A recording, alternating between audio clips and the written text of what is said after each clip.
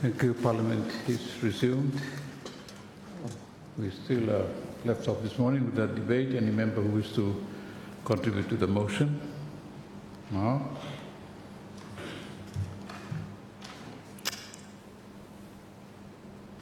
Thank you, Honourable Minister for Home Affairs and for Scotland. Mr. Speaker, I rise to contribute to the 2026 Appropriation Bill 2025. Mr. Speaker, I thank the Minister of Finance for tabling the 2026 Appropriation Bill 2025 and also thank the Chairman of the Public Accounts Committee for scrutinizing the 2026 budget, especially in compiling the PAC report on the 2026 Appropriation Bill 2025. Mr. Speaker, my ministry fully utilizes its strategic approach of team dynamism and research alignment to deliver milestone achievements for the year 2025. Mr. Speaker, our programs are diversified across various sections, including non-government organizations, civil registration, gaming and lotteries, citizenship, cinematography, Constituency Boundaries Commission, sports and recreation, sports policy development, Independence Day celebration anniversaries, and support to government bodies such as Honiara City Council and the Solomon Islands National Sports Council, NSC. The current budget 2026, Mr. Speaker, for the year 2026, my ministry has a payroll allocation of $2,022,232 to meet staff salaries and allowances. Mr. Speaker, for 2026, my ministry has a subvention and grant allocation of $60,014,000 to cater for sports facilities management, maintenance, upkeeping, utilities, operational costs, and payroll.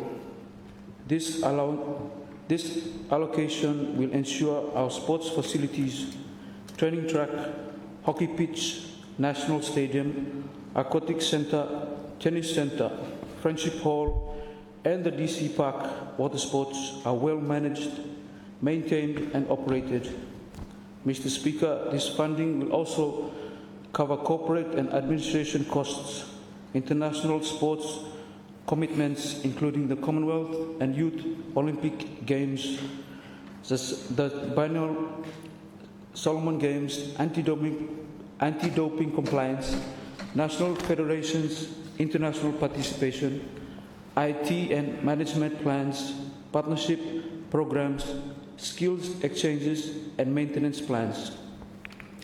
Funding will support the establishment of NSC provincial sports awards events, national federations governance development, high performance programs, coaches, associations, and coaching databases.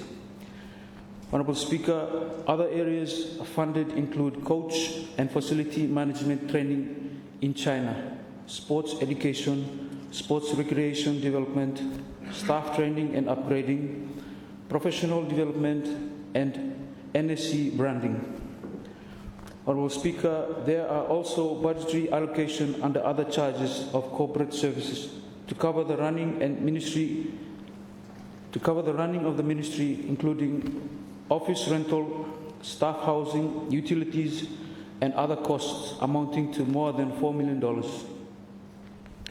Mr. Speaker, the NSC has a budgetary allocation of $4,993,125 for the construction of a new playing field and sports facilities at King George VI School. Speaker, sir, this budget includes allocations for the Citizenship Investment Program, CIP. A review task force will carry out further consultations to ensure Cabinet is fully informed of the advantages and disadvantages of implementing such a program. Proper due diligence and compliance checks must be conducted before recommendations are finalized. Mr. Speaker, the CIP has the potential to cover new revenue streams once fully explored, a comprehensive report outlining regional and international consultations will guide cabinet decisions. Speaker, sir, my ministry also has a recurrent allocation of $2,425,673 for hosting the 2026 National Independence Day celebrations. Preparations begin at April 2026 and acquittals conclude on September 2026. Speaker, there is a sports grants allocation of $2 million to support national sports federations upon application.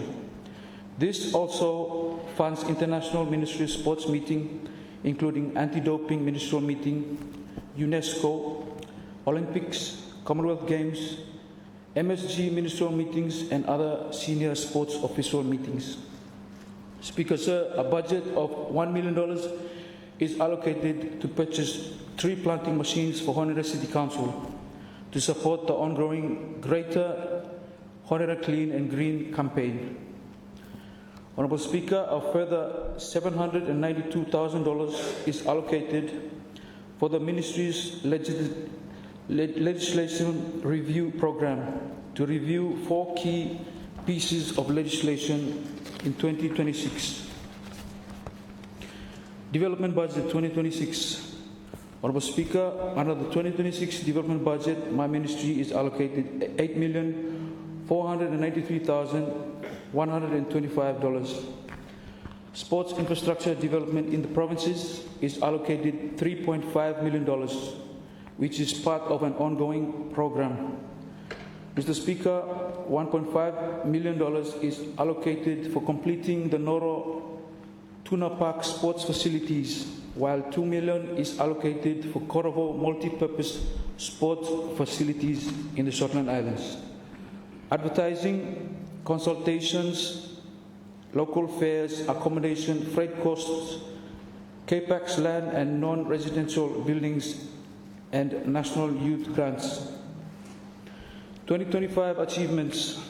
Mr. Speaker, in 2025, NSC received the CINIS facilities from National Hosting Authority on 9th May 2025, requiring significant maintenance to address backlog issues. Security responsibilities for the 7 sports facilities were also transferred to my ministry on June 2025. Mr. Speaker, we developed promotional videos and brochures to market sports facilities.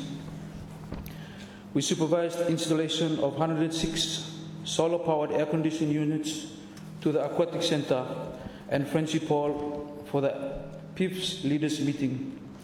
We also supervised storm drainage construction, electrical rectification, kill switch installation, and upgrades to water and electrical meters. Additional improvements include a recovery pool, recreational hut, and landscaping works. Mr. Speaker, the National Tennis Centre has been registered as a white badge centre by the ITF, and a plaque will be unveiled. We conducted an energy-efficient assessment on Sports City, identifying over USD 1 million in potential savings from replacing halogen to LED floodlights, reducing costs by up to 51%. We also completed labeling of facility keys, equipment, and signages. Mr. Speaker, NSC's workforce expanded to 94 positions following board and cabinet approvals. A Director of Sports and Recreation Development was appointed in November 2025. 2 lifeguards are now conducting swimming lessons at the Aquatic Centre. Provincial Sports and Recreational Development Officer are trained in community coaching and conditioning in Choiseul, Isabel, Makira, Renbel, and Temotu. Volunteers from Australia have joined the ministry. Mr. Speaker, sir, National Sports Council Strategic Intent 2023 to 2035 and the National Sports Recreational Policy 2022 to 2035 continue to be implemented. 16 national federations have been registered. Some federations and NOCSI, SIPC remained unregistered under NSC Act definitions as confirmed by the Attorney General's opinion. Mr. Speaker, we assisted the International Table Tennis Federation Oceania, as well as volleyball and tennis federations with AGMs and elections. NSC signed MOUs with provincial administrations to promote sports and strengthen officers' support for PSRDOs. We continue to improve NSC's board policies, asset registers, ministry plans, and business community plans. Honourable Speaker, Solomon Islands is now compliant with the UNESCO International Convention Against Doping in Sports and WADA requirements for the first time simultaneously. We refined branding of NSC and improved financial analysis through the Zero system.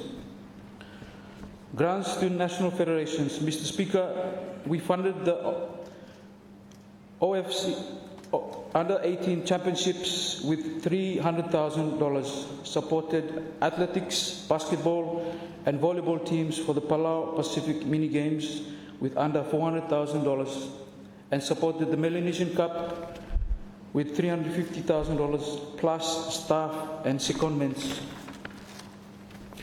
We also provided incentives for international medalists and continue basic security at Kukum facilities.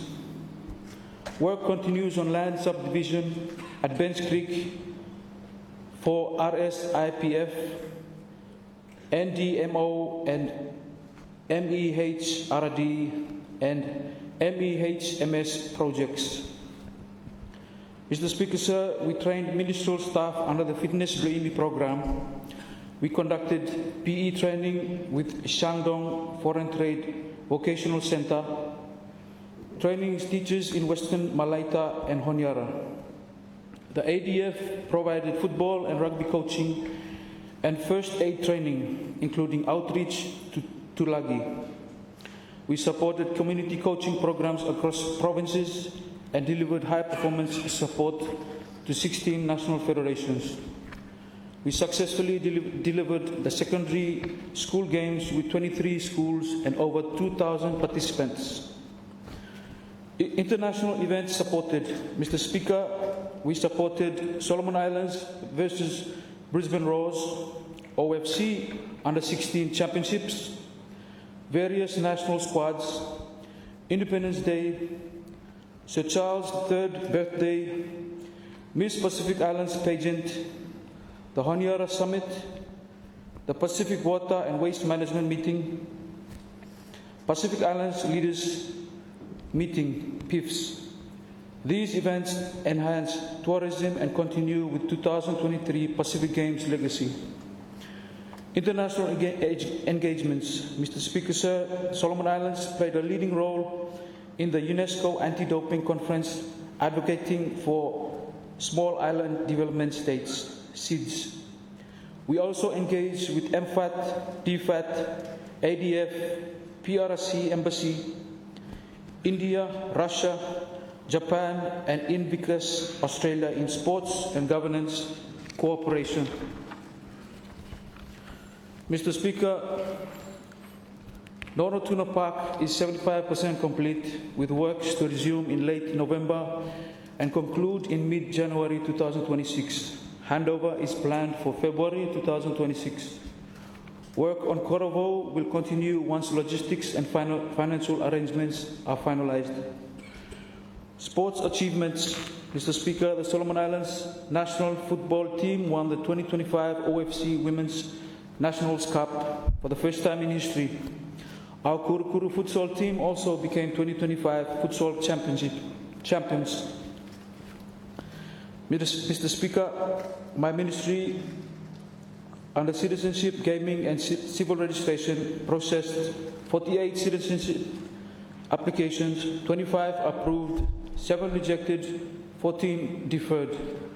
Civil registration recorded 22,994 births in 2025 and 2,024 deaths. CBC governance. Mr. Speaker, the CBC requires proper regulations to operationalize its functions. We recommended establishing a guideline for this mandate. Mr. Speaker, Ministry Budget Performance 2025, we have utilized 94% of the recurrent budget, 83% of the development budget, and 26% of the budget support. Policy priorities for 2026. Honourable Speaker, our priorities include implementing the Civil Registration Bill 2025, Ministry reconstructing, exploring the Citizenship by Investment Program, Keep Honiara Clean and Green Initiative, Provincial Sports Infrastructure Development, Legislative Review of 4 major acts, strengthening CBC governance, hosting international sports events and sports tourism. Mr. Speaker, we support recommendation 42. The remaining 2 facilities, West End Sports House and Multipurpose Hall, should be formally handed over to National Sports Council. We also support full quarterly release of appropriated recurrent funds to National Sports Council. Mr. Speaker, before I conclude, I express my sincere appreciation to the Prime Minister, Honourable Jeremiah Mandela, for his steady leadership and vision for a stable and prosperous Solomon Islands. I also extend my heartfelt appreciation to the Ministry of Finance, Mr. Rex Ramaphosa, for his leadership in preparing and tabling the 2026 appropriation bill. Mr. Speaker, my ministry looks forward to the successful passage and implementation of this budget. We are committed to building on the gains achieved and advancing the priorities that support good governance, national unity, social stability, inclusive development across Solomon Islands.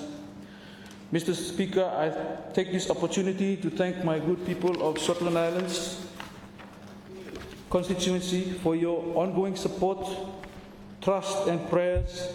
I remain committed to serving you with dedication and humility. To all the people of Solomon Islands, I wish you all a Merry Christmas and a joyful festive season. May this season bring unity, peace and blessings to all families across our beloved nation. Mr. Speaker, with these remarks, I support the bill and I resume my seat. Thank you, Honourable Minister. Any other members who wish to speak to the motion? Honourable MP for West Sahara and Chair of Bills and Legislation Committee. Thank you, Mr. Speaker, for giving the opportunity for me to also join my colleagues to make a brief contribution to the debate of the 2026 Appropriation Bill 2025, moved by the Honourable Minister of Finance and Treasury. So, allow me sincerely thank him, the Honourable Minister. May I also congratulate you, my colleague MP, for taking up that ministerial portfolio. I'm challenging one, but I'm fitting you yan man no so me trust him by you deliver. And this is your first budget for GNET 2026. Appropriation Bill 2025, number 7 of 2025, Mr. Speaker, where Minister Hemi Potim Kamlo, Honourable Chambers. So the bill, as we understand from the reports and also interventions by colleagues earlier, seeks to appropriate an expenditure of 5,605 $482,104, Mr. Speaker, from the Consolidated Fund for the services of the financial year ending 31st December 2026, Mr. Speaker. So, let me also thank the Permanent Secretary, Law Ministry, Law Finance, William Mogata Stablahem. The budget before him, Tola, Mr. Speaker, has already been highlighted. It's not a simple budget, and there's takes time, dedication, and commitment to see just an outcome where before the House, Mr. Speaker. Let me also thank the Honourable Prime Minister and Cabinet, the government caucus, the government ministries for putting together the budget for our deliberation, Mr. Speaker.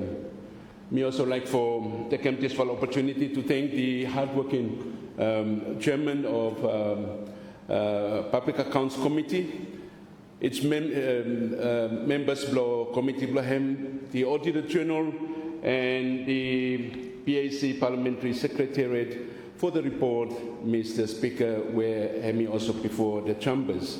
So, Chairman Hemi inside the report, Hemi detail him and present him a lot of issues and analysis where Hemi very helpful.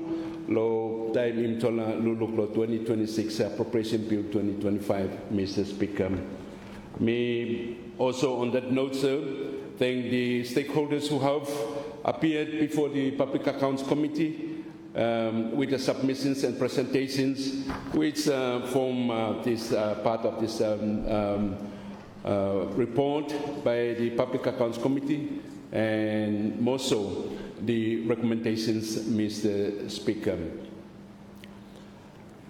Again, me like for thanking the Auditor General with him staff Blohem, where I got work tirelessly for putting up this report, and also to support the PAC SERM, and also the Parliamentary Secretariat, where I got spent him hours and hours for come up with him the report for our debate, Mr.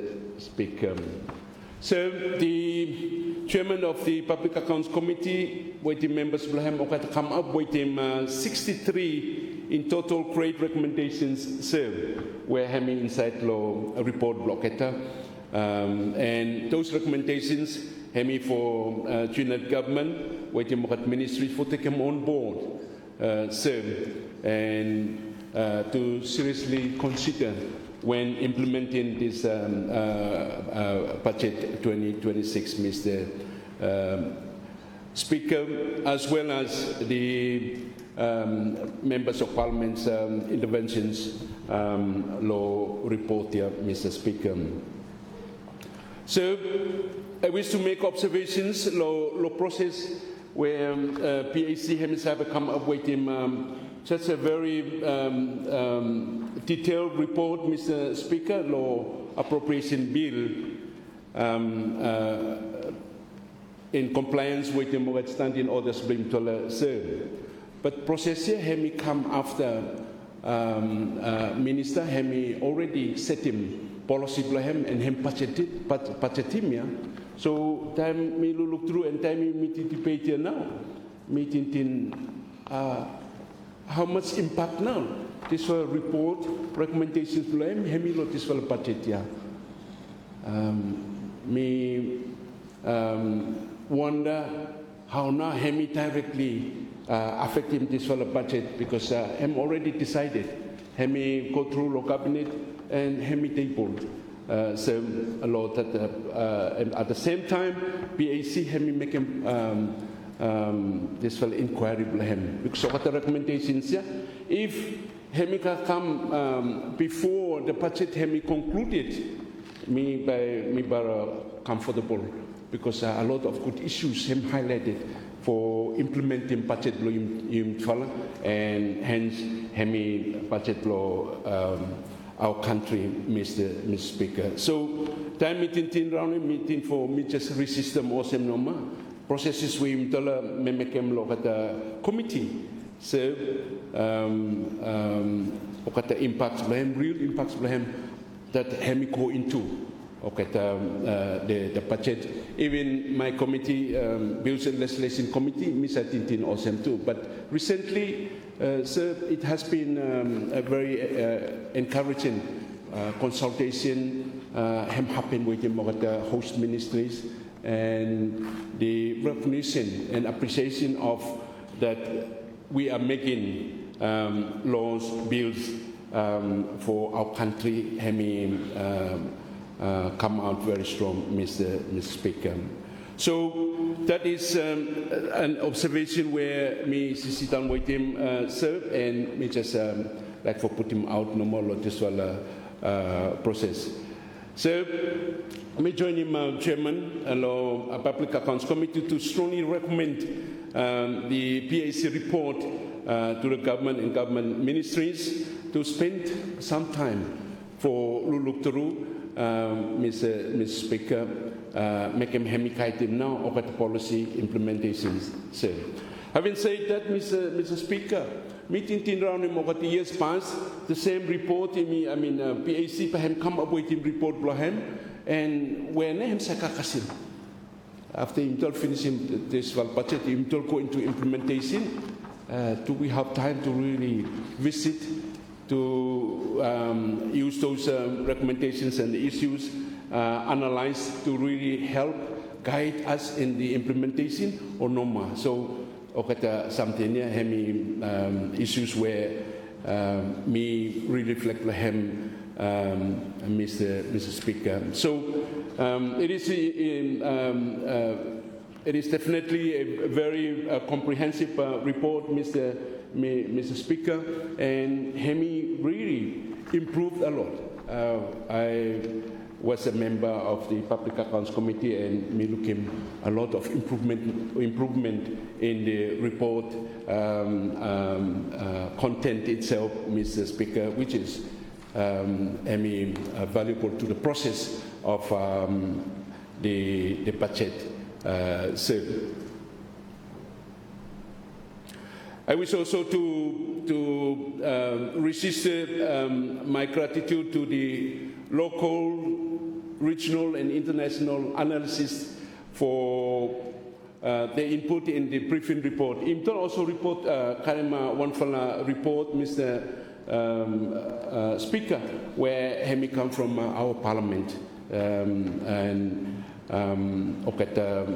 technical people where me mention him come, me like for me also thank him that report Hemi also very, very comprehensive, so where Hemi come out from the Solomon Islands Pacific Floating Budget Office, and Okata give him a copy of 2026 budget briefings, where Hemi also very analytical, and Hemi highlighting a lot of issues, look at the ministry budget issues faced by 2026 budget, look at the ministries.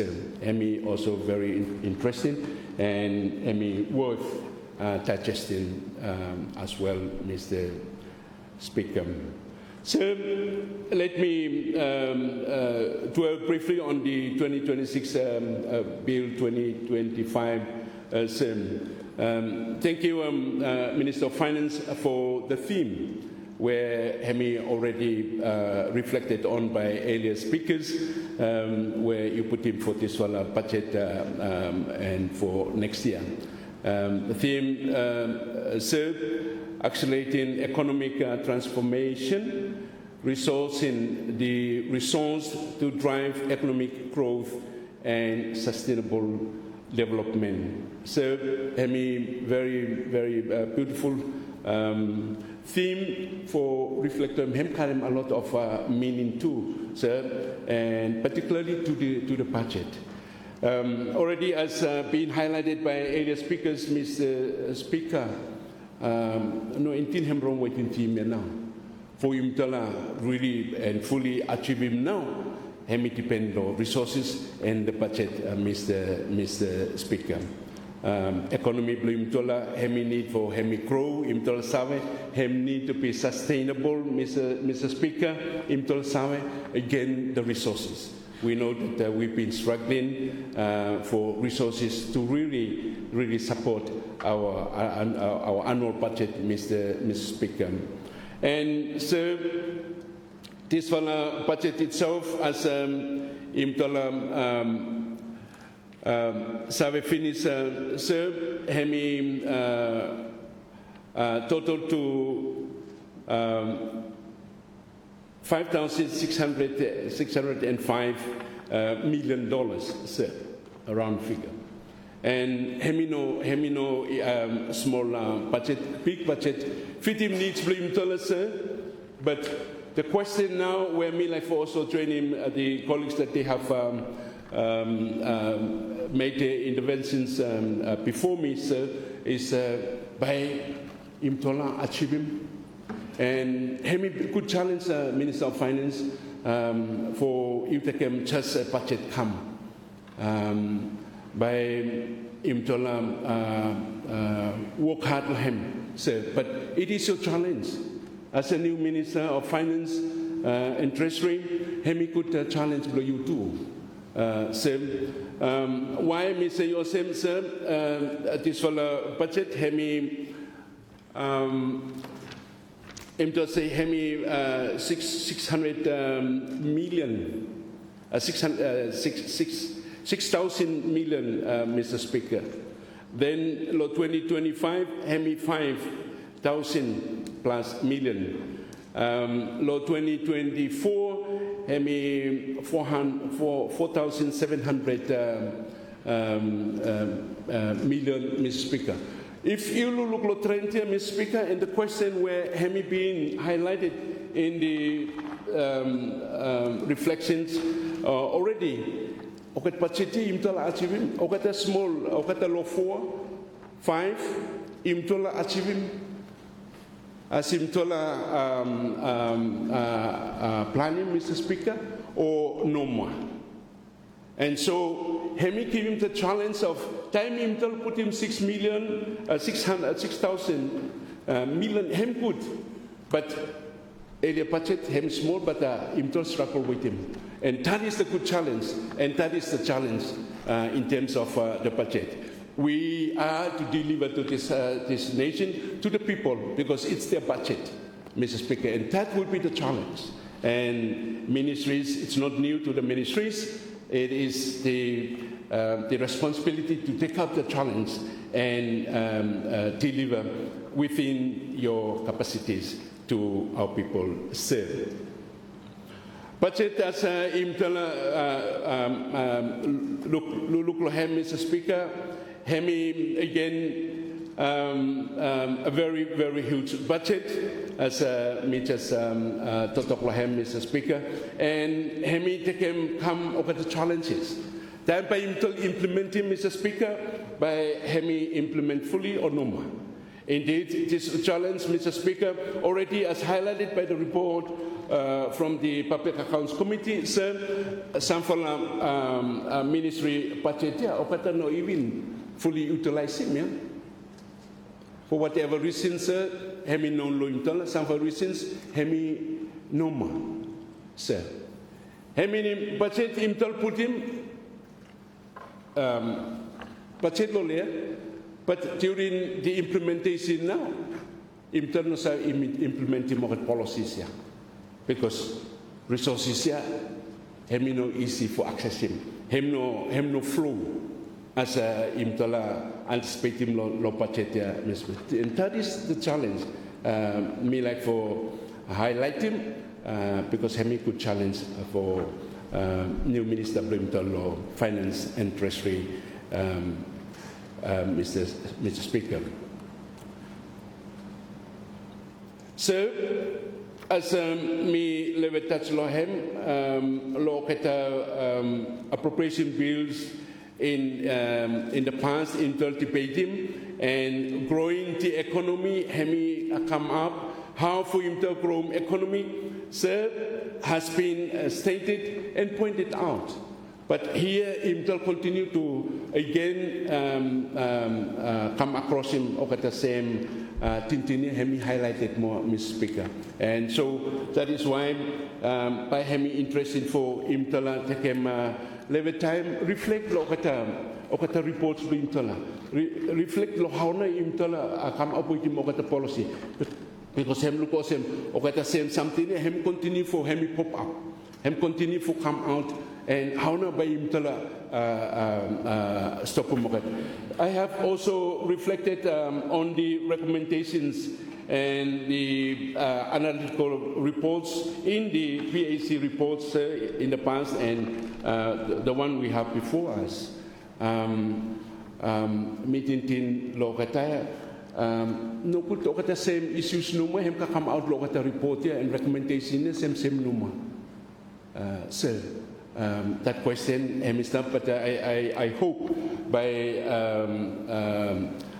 the Public Expenditure Committee, na pa help him to time okata scrutinize him okata budget law ministries law how okata implement him and okata issue budget law okata Mr.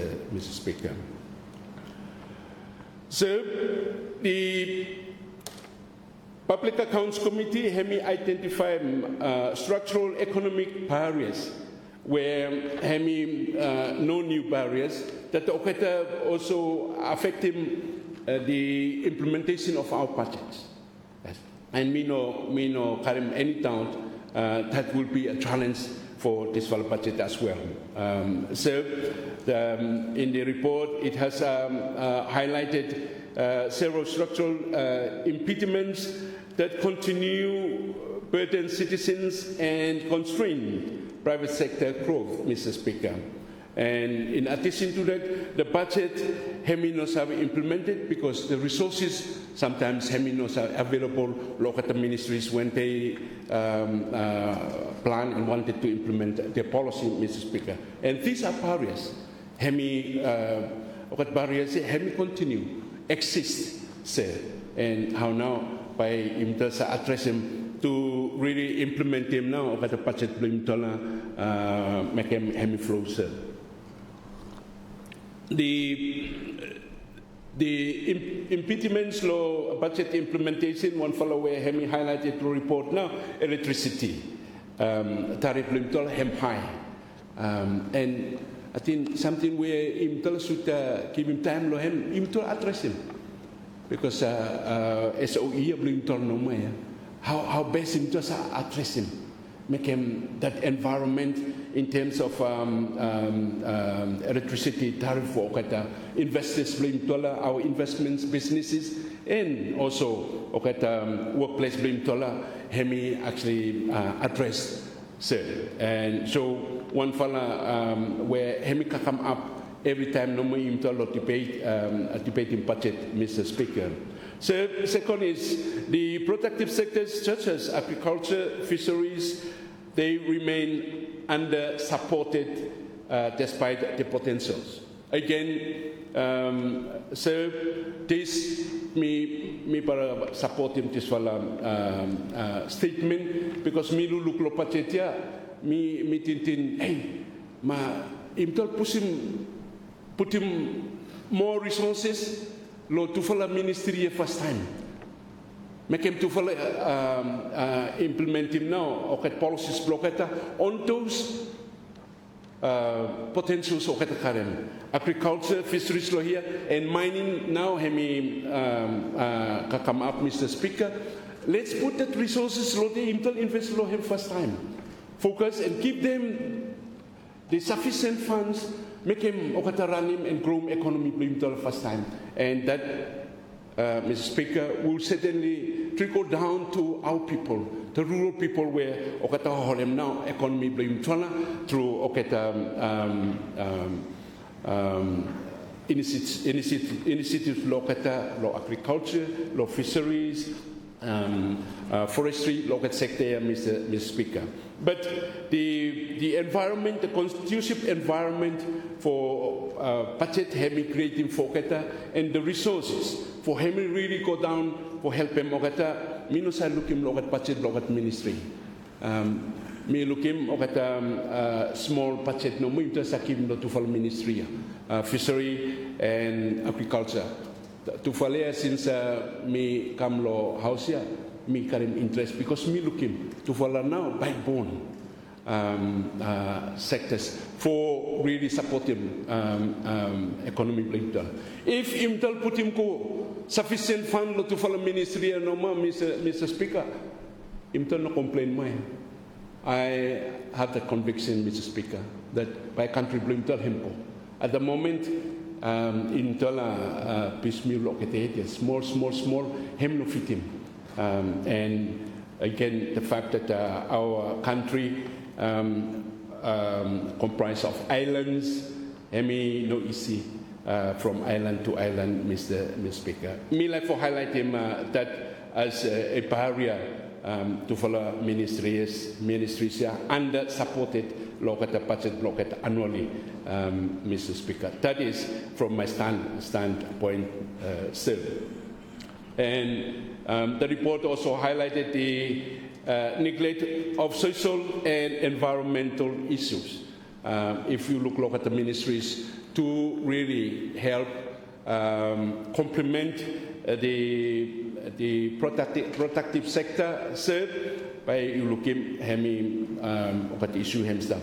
Ministry of environmental issues where Imtola should address him, no karim enough support in terms of their resources, their funding, Mr. Speaker. And so out in the remote areas, recently on the floor of Parliament, Mr. Speaker, question Imtola just seserim no more about views Imtola or issues law environment were created by another sector to forestry, Mr. Speaker. So insufficient support to those ministries contribute to that environment where and become barriers for the implementation.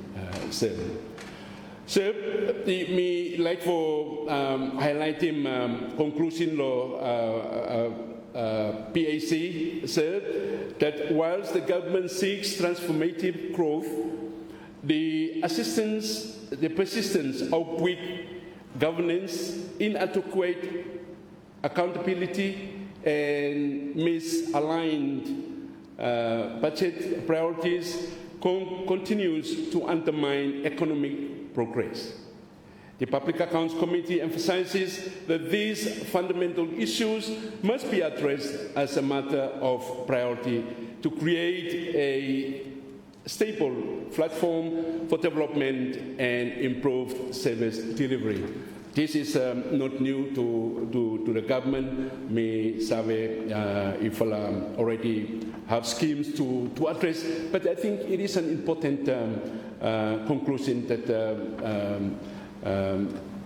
Public Accounts Committee has in their report, and it has merit for us to again reiterate so that those stakeholders that need to take heed of it when they are in responsibility to implement their budget, Mr. Speaker, this reminds them, be a reminder to themselves.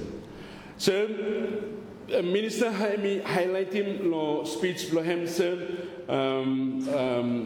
core principles and policies, intentions that will shape our nation's physical trajectory. And nine for now, Minister hemi highlight him, anchoring the physical stability,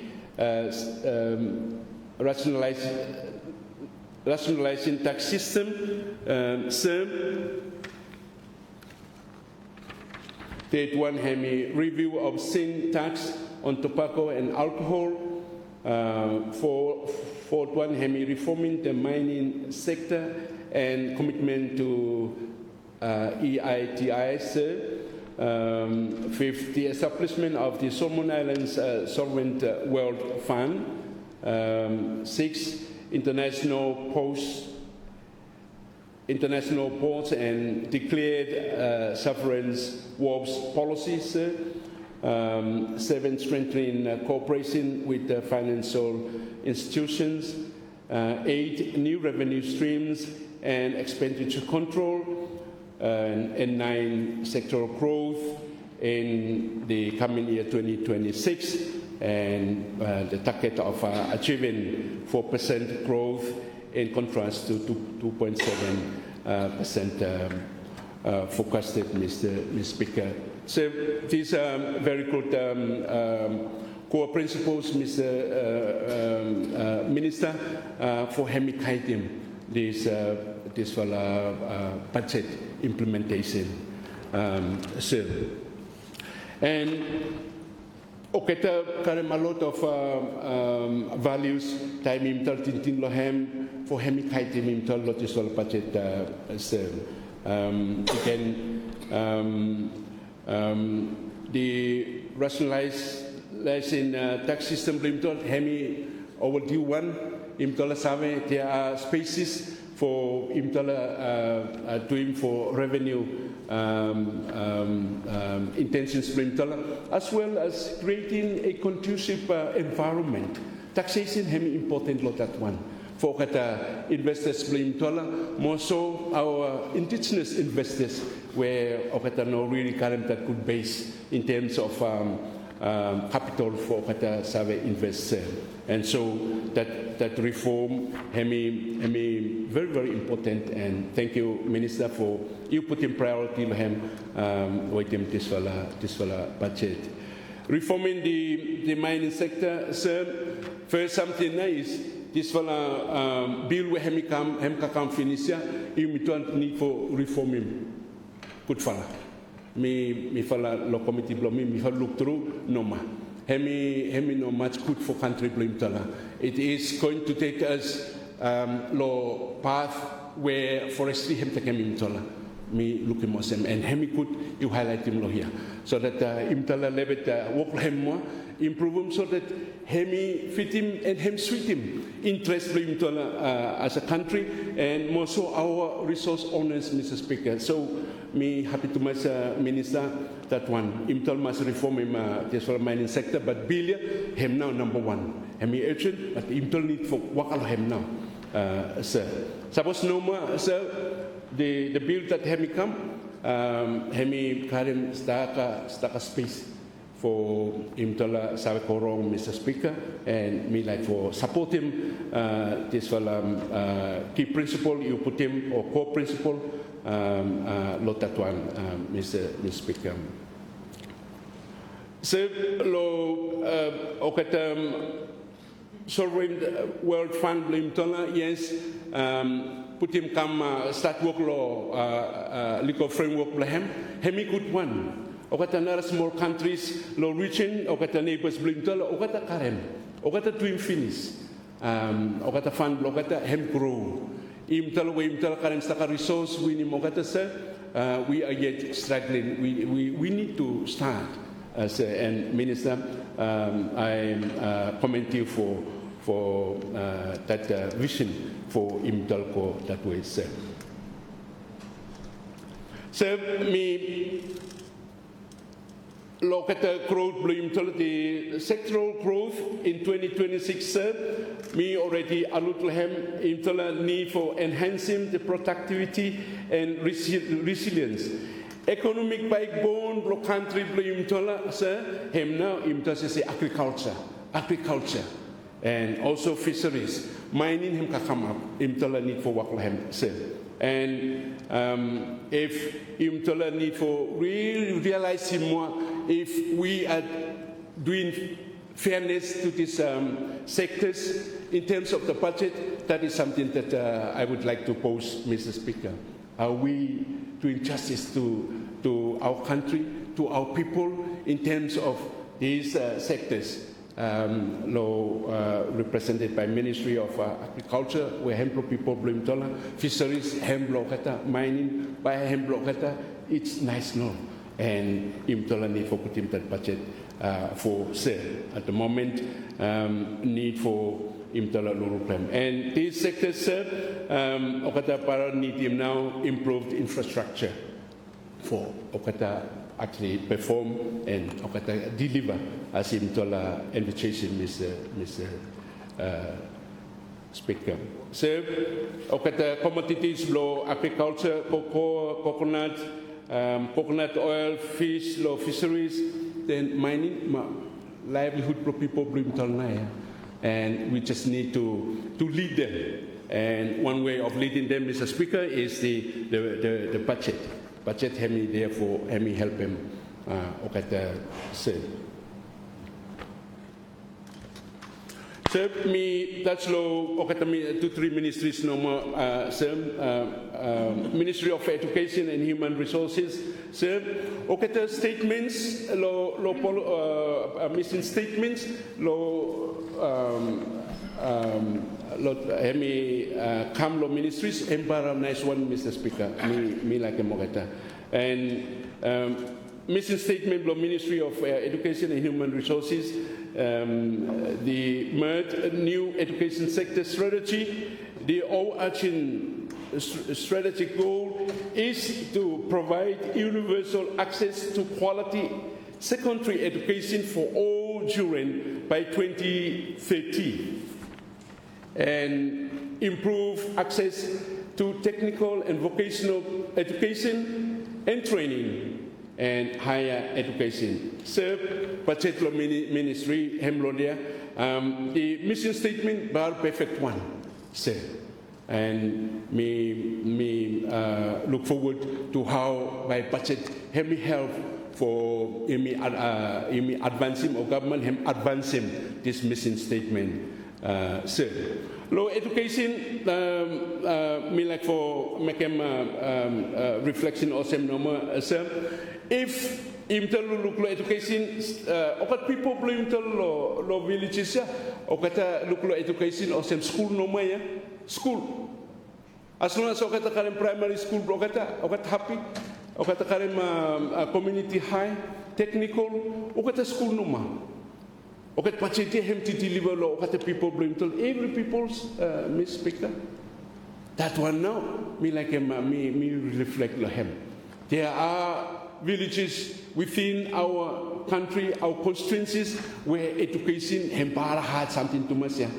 Mission statement and say something where hemblokatana. Sir. And me like him for him to reflect lo this wala patetia, lo Ministry of Education, provide him okata facility for okata. Sir. Second one where me tintin round him, sir, where parents struggle with him school fees ya. Sir, imtola colleagues, imtola savena, constituents imtola come, ask him help the school fee. Meeting atin him high time imtola serious about free education. If imtola say forum selling forum, it's for our people. They're right. The children need to be educated. Let's get them that free education. By me put him me leave him there, Mr. Speaker. But me tintin, I think it's high time. People, people blue tola inside the country struggle. Me sabe lo some for schools, primary schools and community high schools. Even in my constituency, some parents no sabe pay ya, no sabe pay school fee. Hem no high too much, but no more too. Me no sabe hem hard now. O kata neglect no more, Mr. Speaker, but something where ministry perhaps I find out could look into if he contact him or get sabi him sir. But no more, or get find him hard too. So me tintin or get something him point to us that let's be serious, Janet. Let's get into soon provide him that services to our people, free education him to give him. Him no free, but what to contribute, but at least bulk of it, sir. Another point me reflect lo hem lo dia out of secondary schools, even community high schools, where private and churches run in, struggle.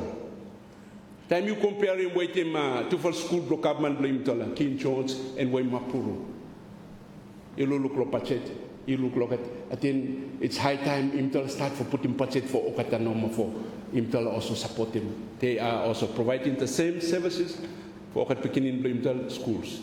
Imtal luluk that one make him not only to for school block government Noma. Direct funding under the budget him kokolokete, but Imtola annually should also help him schools below churches and also some for private. There is government help him come inside local budget here, but meeting that the direct connectivity needs to be done through future budgets, Mr. Speaker.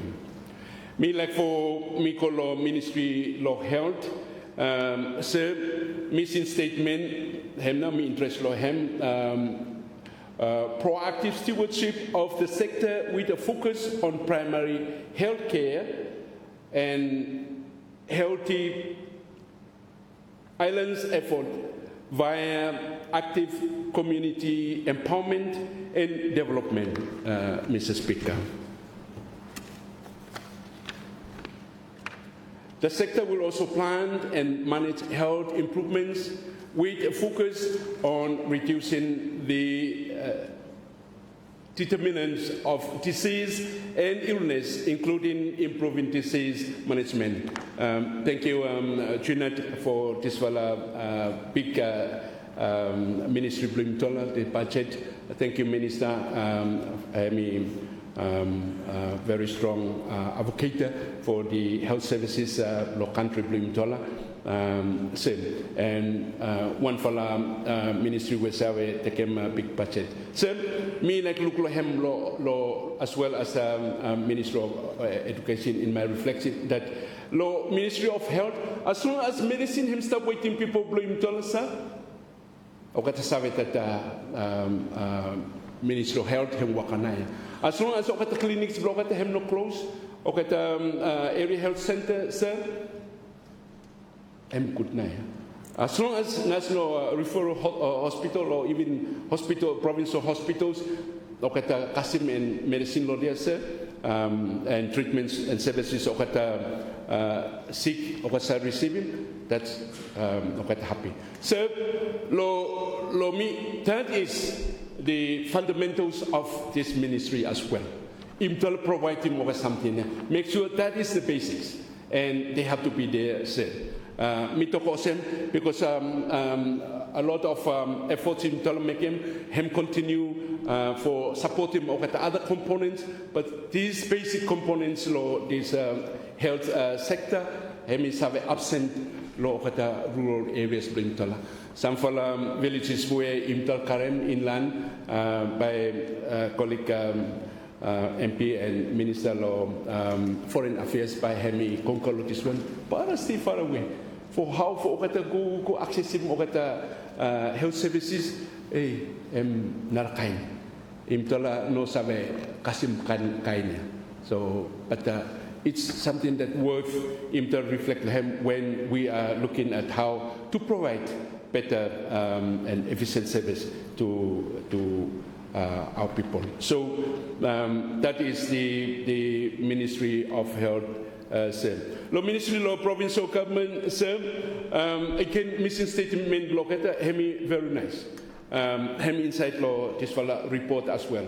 But law provincial government, sir, law and law this mission statement located provincial governments ensure resources to facilitate effective service delivery to improve living conditions of all rural communities. That part law mission statement me highlighting because by him go along with him Tintin where me reflect them. Same law provincial government. If Ogata Karim enough resources waiting Ogata for look after Ogata people blame Tola, Imta no Karim any problem. But they are also struggling. Our provincial government. and national government need to really recognize this struggle. How now by Imtala, again, dovetail national and provincial government better for Imtala look after okata rule of Imtala in their needs. Okata services, like water supply, drinking water, transportation. Those are things where hemi inside the communities and hemi inside the provincial territories, Mr. Speaker. So, lo reflection below me, my submission to Jeanette is that look this fella revenue sharing scheme or formula. Let it give him some fella selling look at the more. Little bit no more, not giving too much no go the main person me him empty. But suppose him tell let give him a little bit by you looking, there will be certainly big change, Mr. Speaker, in how they are going to respond to the needs of the provincial government. Then Minister Law provincial government knows better. Law this whole area, but me highlighting, meeting that one imtala luluk strong lo him Minister of Finance and Prime Minister, give him a little bit more on top of what they've been receiving, and by you looking by services block at hemi start for flow lo there, Mr. Speaker. Same law Ministry Law Agriculture, me already highlight him, same and me like for say or some norma, that is one of the ministries where even no matter 1/3 of our budget hem call or hem lo 1 year for Intel start him by me para support him. My Intel Chrome country blue Intel first time. We've been talking about the potential of kata coconut ya cocoa sa kava hem come on more okay chincha every something him lo Intel no but how now Intel no sa kasim this will export tonnage Intel should export him. What na him still wrong ya? So, me also like for put him share him that before at the time some small later or at extension agriculture extension offices stay lo at stations ya man agriculture para move ya lo communities.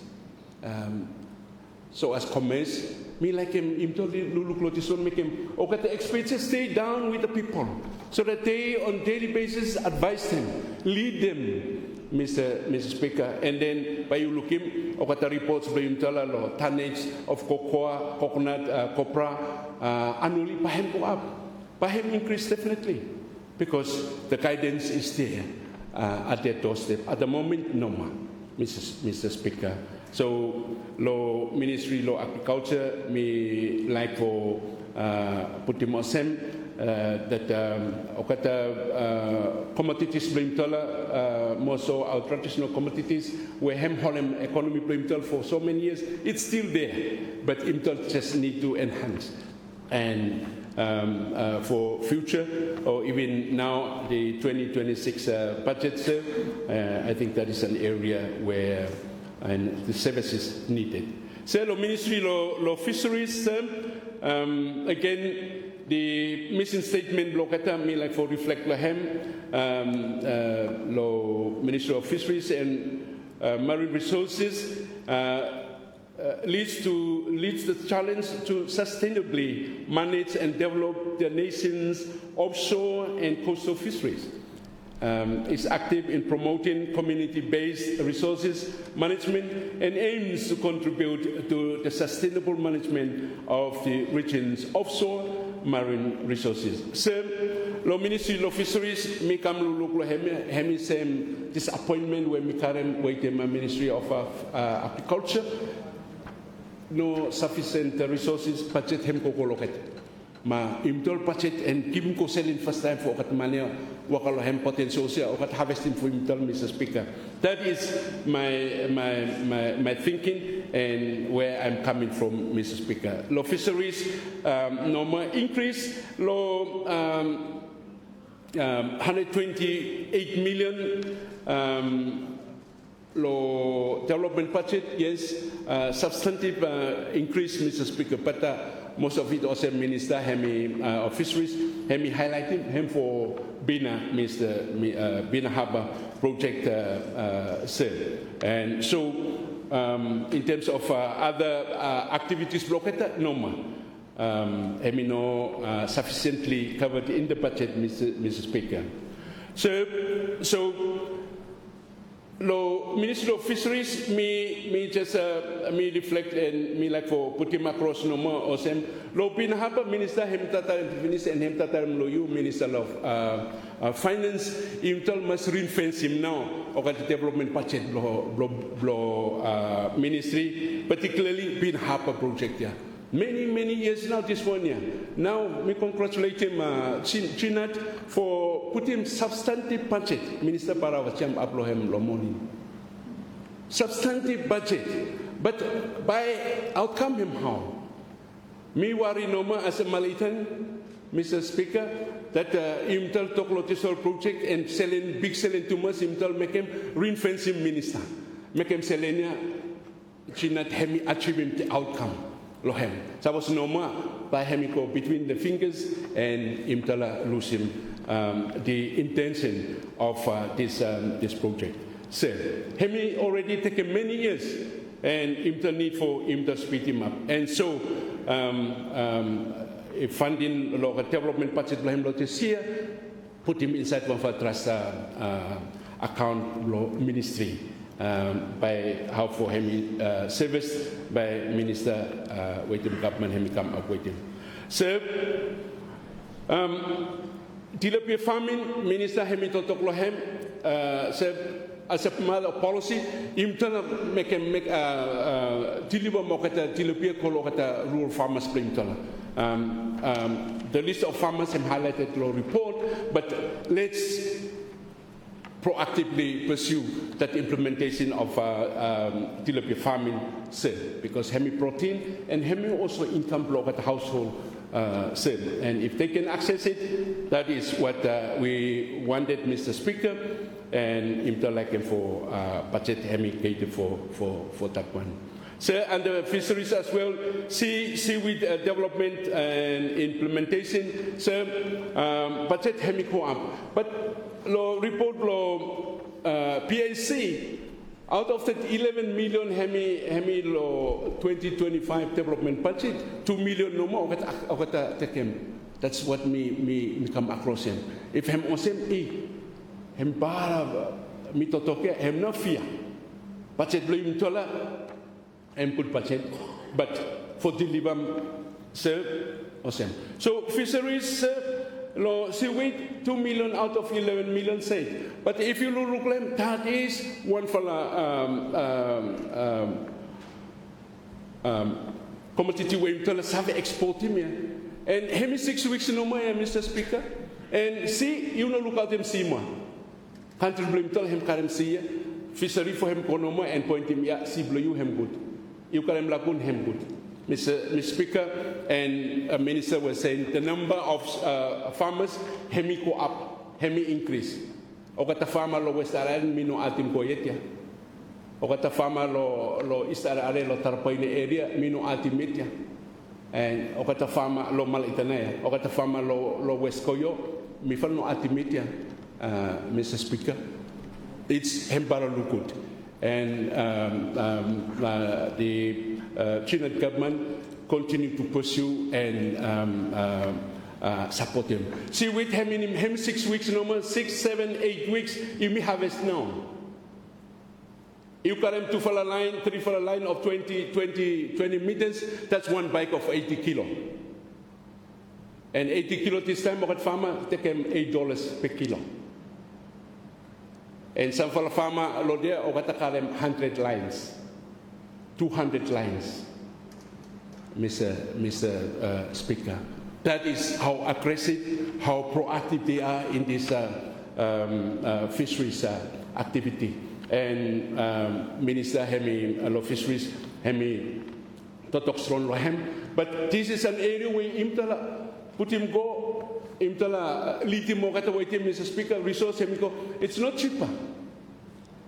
Say. seaweed farming, hemi no cheaper because you don't need more water flow test. If sir, you call West Arare this time, by you pass the rope, seaweed rope, West Arare Lakun from Rohinari up to Harumo, the port sign. And very soon, if government hemi bar pursue strongly this seaweed, by me for closing West Arare from Okasiko Kolo Lagunya, you come no more passes. You go deliver there direct, then you go out passes, you go out alone inside the lagoon. No more. You will no longer enjoy the beauty of that Western area blue lagoon because seaweed. But suppose you travel, you go to Enchin, hemi beautiful too. Me val make mo kata angkaya, kata floaters. This time, every Mr. Speaker. Mineral water bottle lo ifala hem na lo siwitia time ifal tolo lo here hem ko lo si o kata pikim if you go by staka now hemi leveti luka anointu pata hemi ko fonara something yeah because of the material those jellycan 20 liters that is the main focus now because hem no easy for Ketem, if you call all places Blomifala, yes. Radumana hem good because hem salonoma reef, you ankam go, you make him okata post noma, but okata lakun Blomifala hem leveti, Mr. Speaker. So that is money. And some communities lo imtal lo down here are selling lokata too much now. Too much now, Mr. Speaker. And that is where fast income lo hem, as I said and earlier, 6 weeks, 7 weeks, okat money harvest now. Yeah.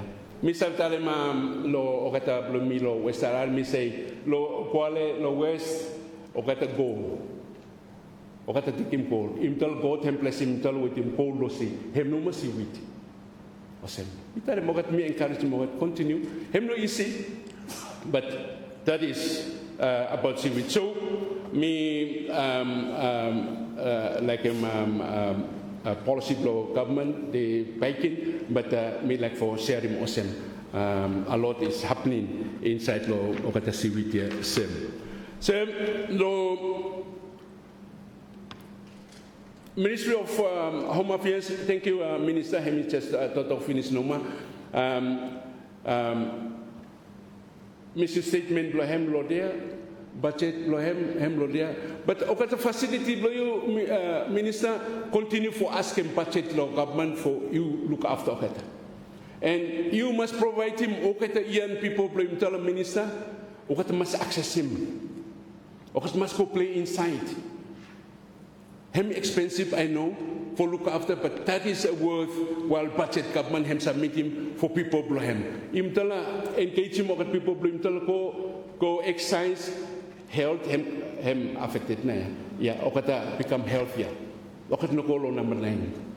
Him to encourage him for okata use okata facilities ya. And so me like for say here Minister of Finance and also Prime Minister. Whatever budget you put in, Minister of Home Affairs for look after okata facilities, don't have any hesitation. But then look at how now okata young people everyone okata access him okata facility make them okata continue for winning okata gold medal for him as well as stay healthy, Mr. Speaker. If you finish you go down here, but you look him gold lo side road lo Holy Cross here. Every youth sprinter now can compete for a space, minutes for okata sweet no more, Mr. Speaker, for sweet. In Toko go down, you say look him. And so the demand for okata beginning Blimtal for okata access him okata facility or him high.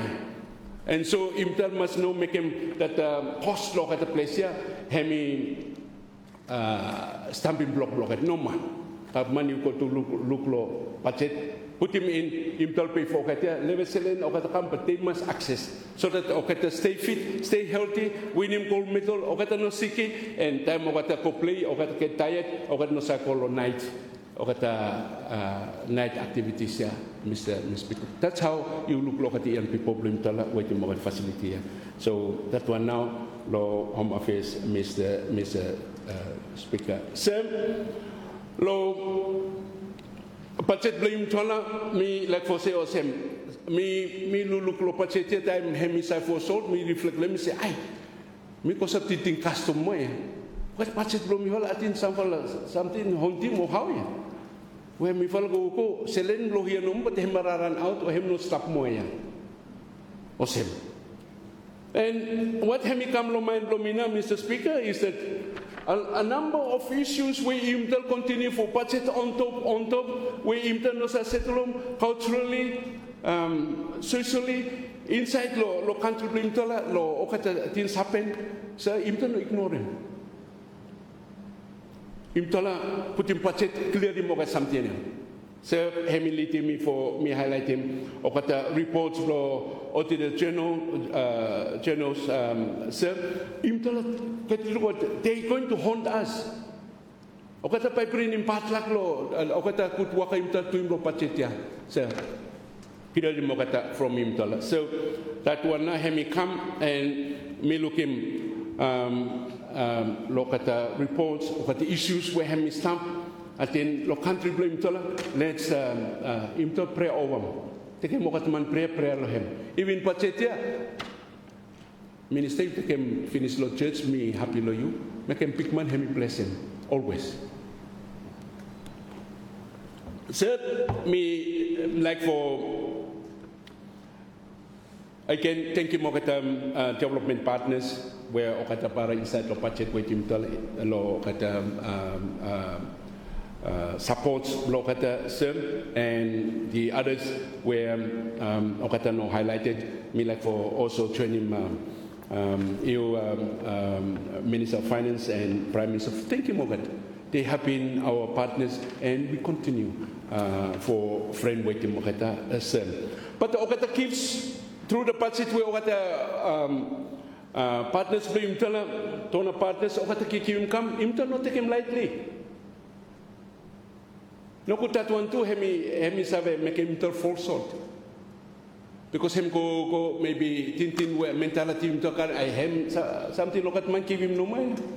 Something even no sweet lo him. So that one hemi strong inside look at budget bring because Tona partners if okata no ma him to no sa budget end up a good budget yeah. And so what okata give him him tell must put him value lo him. Him tell must karam respect lo him same.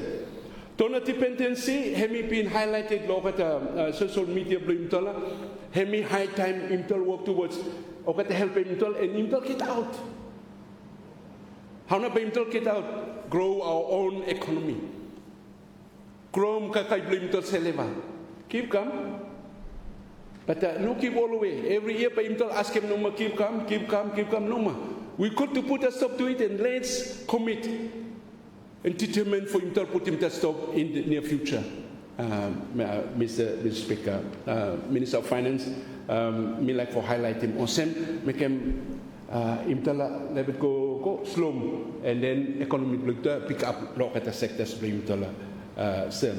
Even things osem social media me come across in vehicles were hemitonated. Lo 2022, okata say. Kasim 2023, more than 100 vehicles okat kibim tola. Misal looking mo kata vehicle ya lo road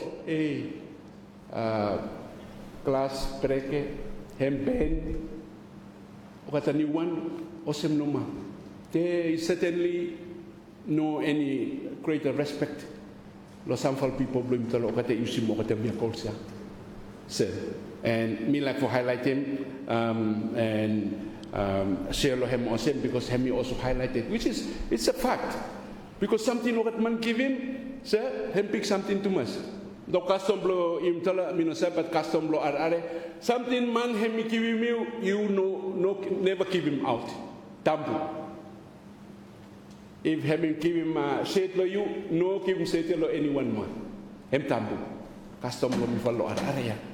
And so that big respect, lo at the gifts, him kakam. But lo what me observing, lo at the gifts, lo at the Tona partners bring tola, some fellow where okat say usim no save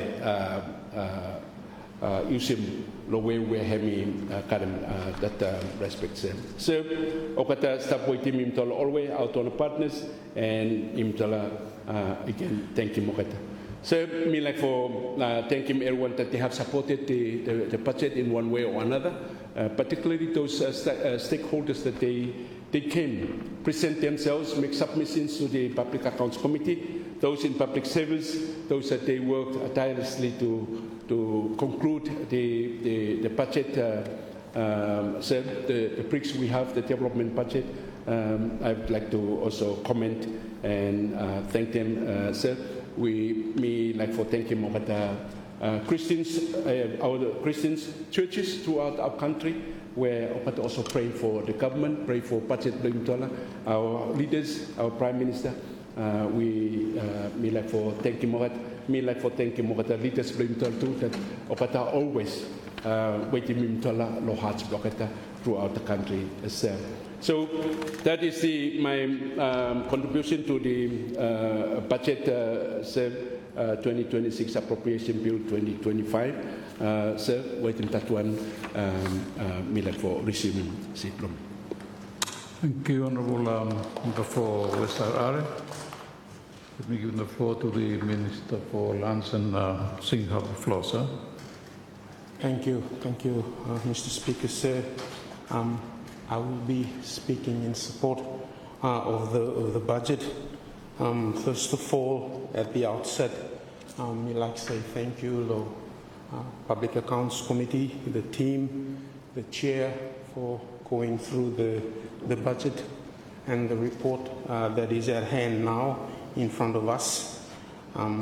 Thank you, law stakeholders and everyone that participated, that saw the fruition of the paper, the document that has been compiled and presented to us. Once again, Mr. Speaker, sir,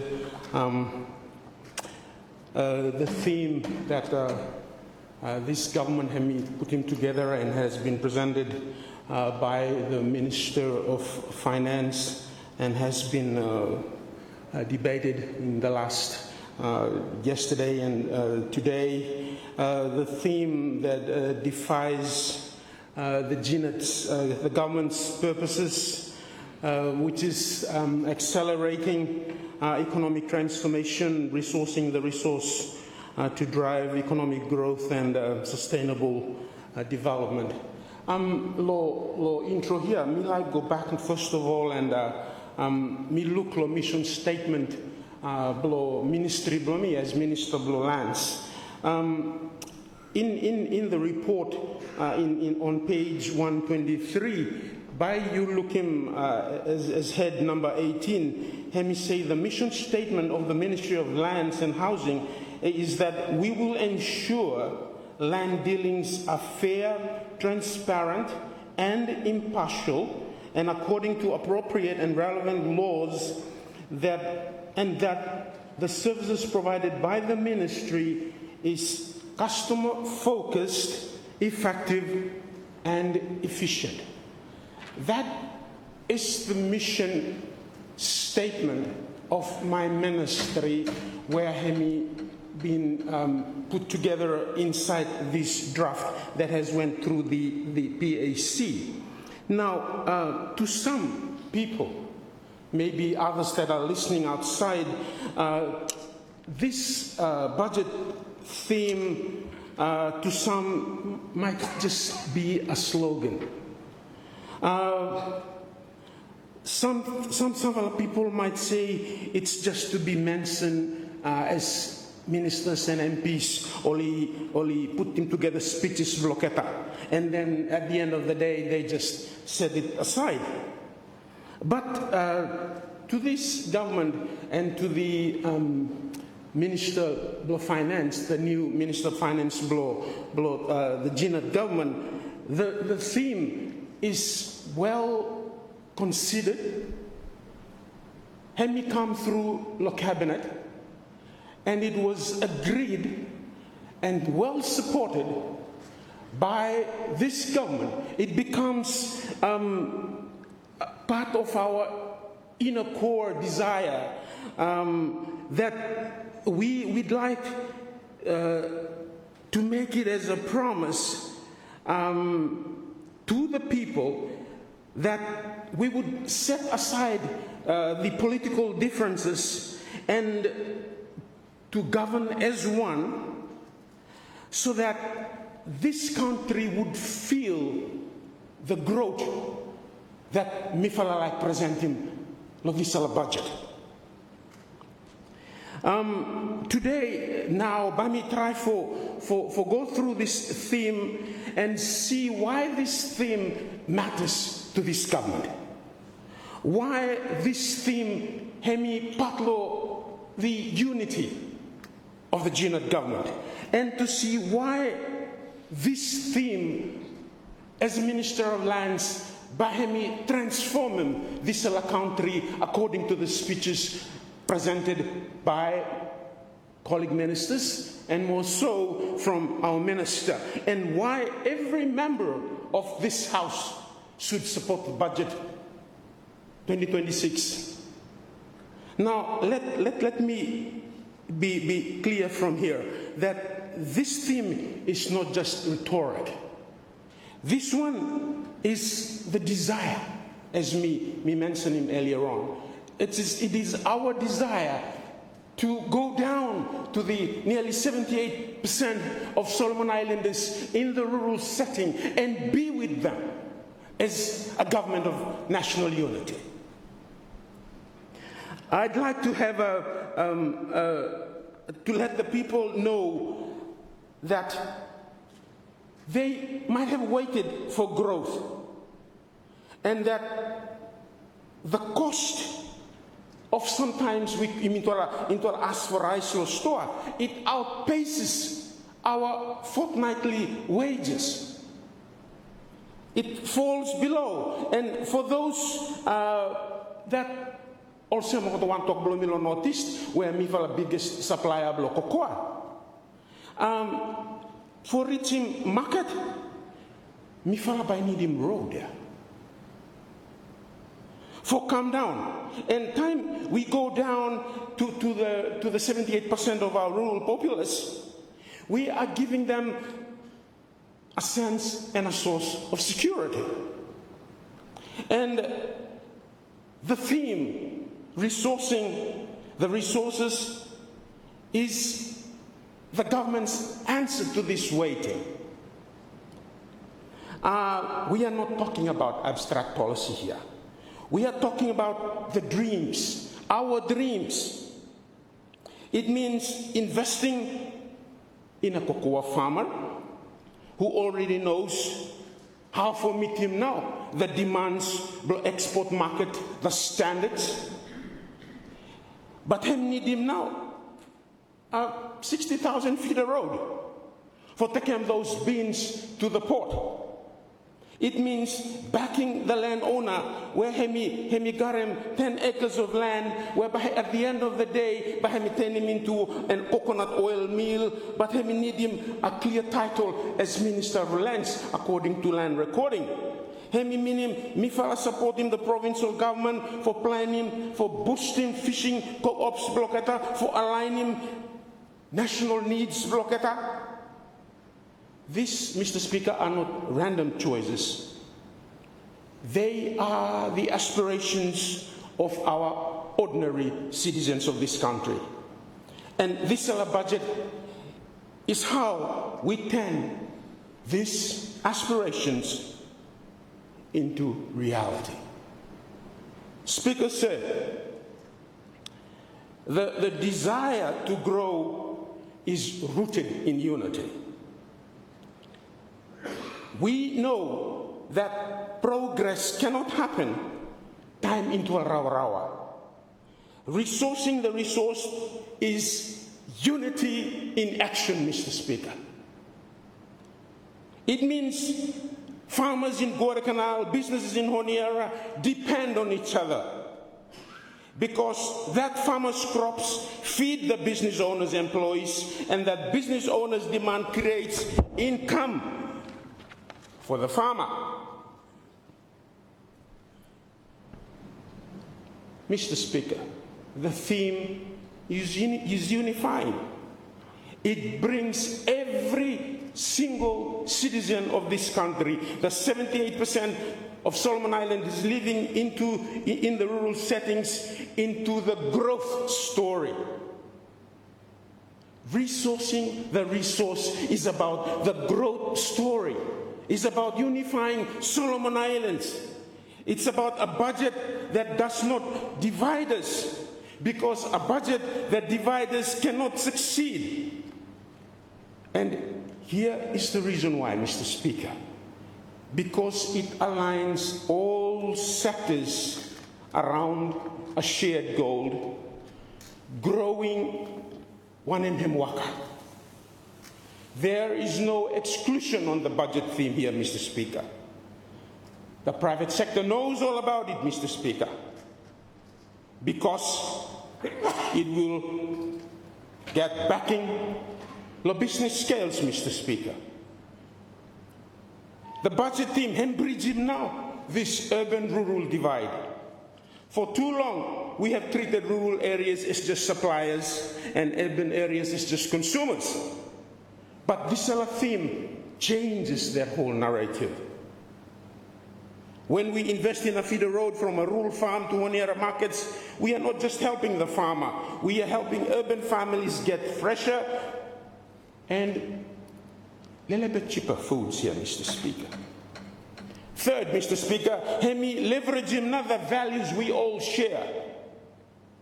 Solomon Islanders, we are a Christian people. We are a people of faith and culture. Thimblo into fala. You know, we are talking about budget for Solomon Islands. So, as minister, a Christian minister speaking here, me try go back lo setting lo Bible, because him say seek first the kingdom. But time me look lo here resourcing the resources. It concludes or him leading me into the parable of the talents, where him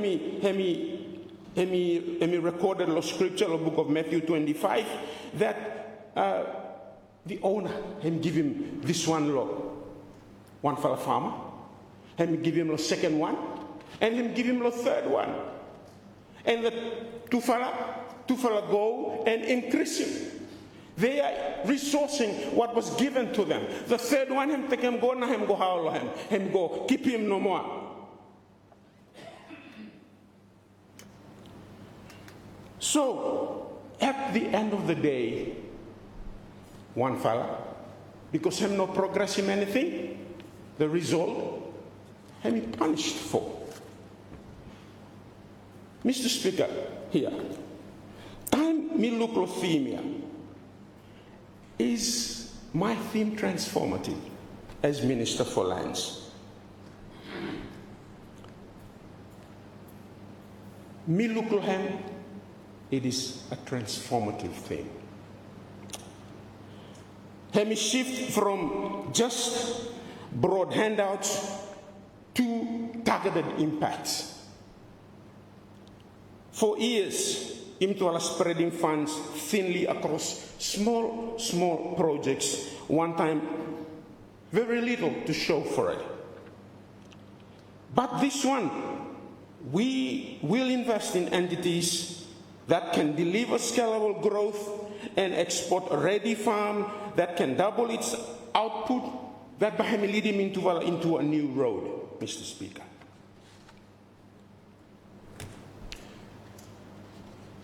A lot of colleagues over the interventions block that cover a lot of issues.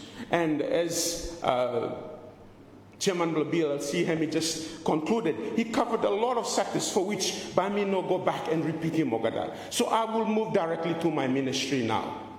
Mr. Speaker, on day one yesterday, the deputy leader of the opposition raised him critical questions about him whether this theme, this budget, will change the lives of our 78% ordinary Solomon Islanders that lived in our rural setting in a meaningful way, particularly regarding land, housing, development, So I will turn to the work of my ministry and by me try for putting concrete examples on how targeted resources allocation is addressing these concerns, Mr. Speaker.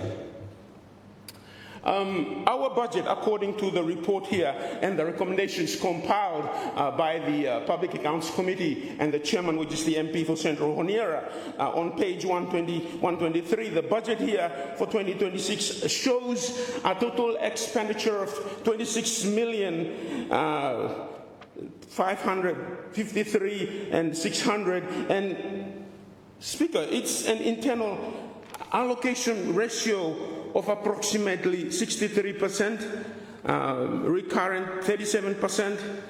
Development is already better than the 80-20 national guideline. Speaker, the PAC report, which I have in front of me here, sheds light on the ministry's efforts to strengthen governance and address the land and housing concerns raised on the floor yesterday. Firstly, Speaker, on revenue collection, this is from my ministry. The Ministry of Lands, according to the reports provided by our accountable office, had me focus intently on addressing the historical issue of insufficient efforts to collect non-tax revenue. The ministry was expected this year, 2026, to collect 17.77 million, and we had already collected more than 80% of that quota. For next year, the target remains the same at 17, but the ministry anticipates collecting more revenue by reviewing approximately 3,000 to 4,000 parcels of land in Honiara and other areas within our country, which is expected for HEMI generating premium charges and new land rentals, the delivery of new vehicles, which is thanking this government. It was delivered last month, and we're expecting to significantly support this revenue collection program, Mr. Speaker. And concerning the structural issue, house crisis, Honiara, and other urban centers, as highly and rightly highlighted here on the floor, that this one has become what Mifala call a silent emergency, noting the lack of an affordable housing scheme, urban land reform, or a subsidy framework for first home buyers. While the ministry, we acknowledge that significant investment in housing policy is still required, the ministry report highlights the crucial and immediate role of the government central scheme in providing relief. The ministry affirmed the positive impact of this scheme, observing that approximately 99% of government rental payments now go to local owners or landlords, thus providing income to roughly nearly 4,000 landlords, which are Solomon Islanders. And this one, Mr. Speaker, it supports the livelihood, enabling our local Solomon Island landlords to pay off their bank loans, cover school fees. Furthermore, the ministry accommodation arrangements beyond fixed-term titles, they are accepting leases. They were facilitated under the temporary occupation licenses, which is the toll for people who have built good houses and are in the process of obtaining a fixed-term estate title. These are the practical, immediate steps where ministry have taken for managing now the crisis me presenting above. Mr. Speaker, ministry have me actively advancing now customer land reform, Mr. Speaker. And me mention here this now that tomorrow, 7 a.m., the theme Timblo Ministry, bago across Auki, and by lunchtime tomorrow, they'll be officially opening the land recording office in Auki. Empatlo Biswana, Mr. Speaker. And in response, the ministry has secured an additional 1 million for the recording program next year. Let me demonstrate him now. This fella increased commitment by ministry, Mr. Speaker. The fee for starting this process is kept very minimal, at only $20. $20 Solomon Noma per group. Specifically for encouraging voluntarily participation. And over 35 parcels of land have completed the recording processes and over to receiving now certificates from the ministry. Crucially, the ministry will prioritize the establishment of the first ever recording office in Auki, which will be open tomorrow. This effort involves collaboration with the Ministry of Commerce, the Ministry of Peace, Ecclesiastical Affairs, emphasizing a peaceful and a voluntary approach, including genealogy mapping, reconciliation before recording. This new approach, Mr. Speaker, aims to prevent conflicts, empower communities to utilize their land more effectively for this economic development. This theme, resourcing the resource. And it also addresses, Mr. Speaker, the need for security of tenure, which is currently lacking, and more so addressing now this issue of informal settlements. Mr. Speaker, ministry hemi garem pressing national issues, and we are giving serious priority to planning for the relocation, resettlement of communities affecting climate change, the sea rise, Mr. Speaker. In response to the broader need for urban land participation, the ministry confirmed a cabinet policy determining that coastal sea line around the entire country is owned by traditional landowners. Mr. Speaker, this requires development partners, this requires development parties to arrange MOs or MOAs directly with landowners, a proactive step towards ensuring that indigenous Solomon Islanders are not inadvertently pushed out of prime residential and commercial land, Mr. Speaker. The ministry is currently consulting to enact this essential policy into law. Regarding the illegal settlements, Mr. Speaker, on the designated hospital and cemetery land, the ministry is clear and has given advice to illegal occupiers. If you got a question on there, the ministry is given advice for the illegal occupiers to voluntarily please leave that place. With plans to use the police as a task force for go out now talk one time all and please leave this place peacefully, because hemigarem now need block government there. Mr. Speaker, as by me reiterating Ms. Eleva, according to the budget theme, accelerating economic transformation, resourcing the resources, it is this government's response to the call of Solomon Islands.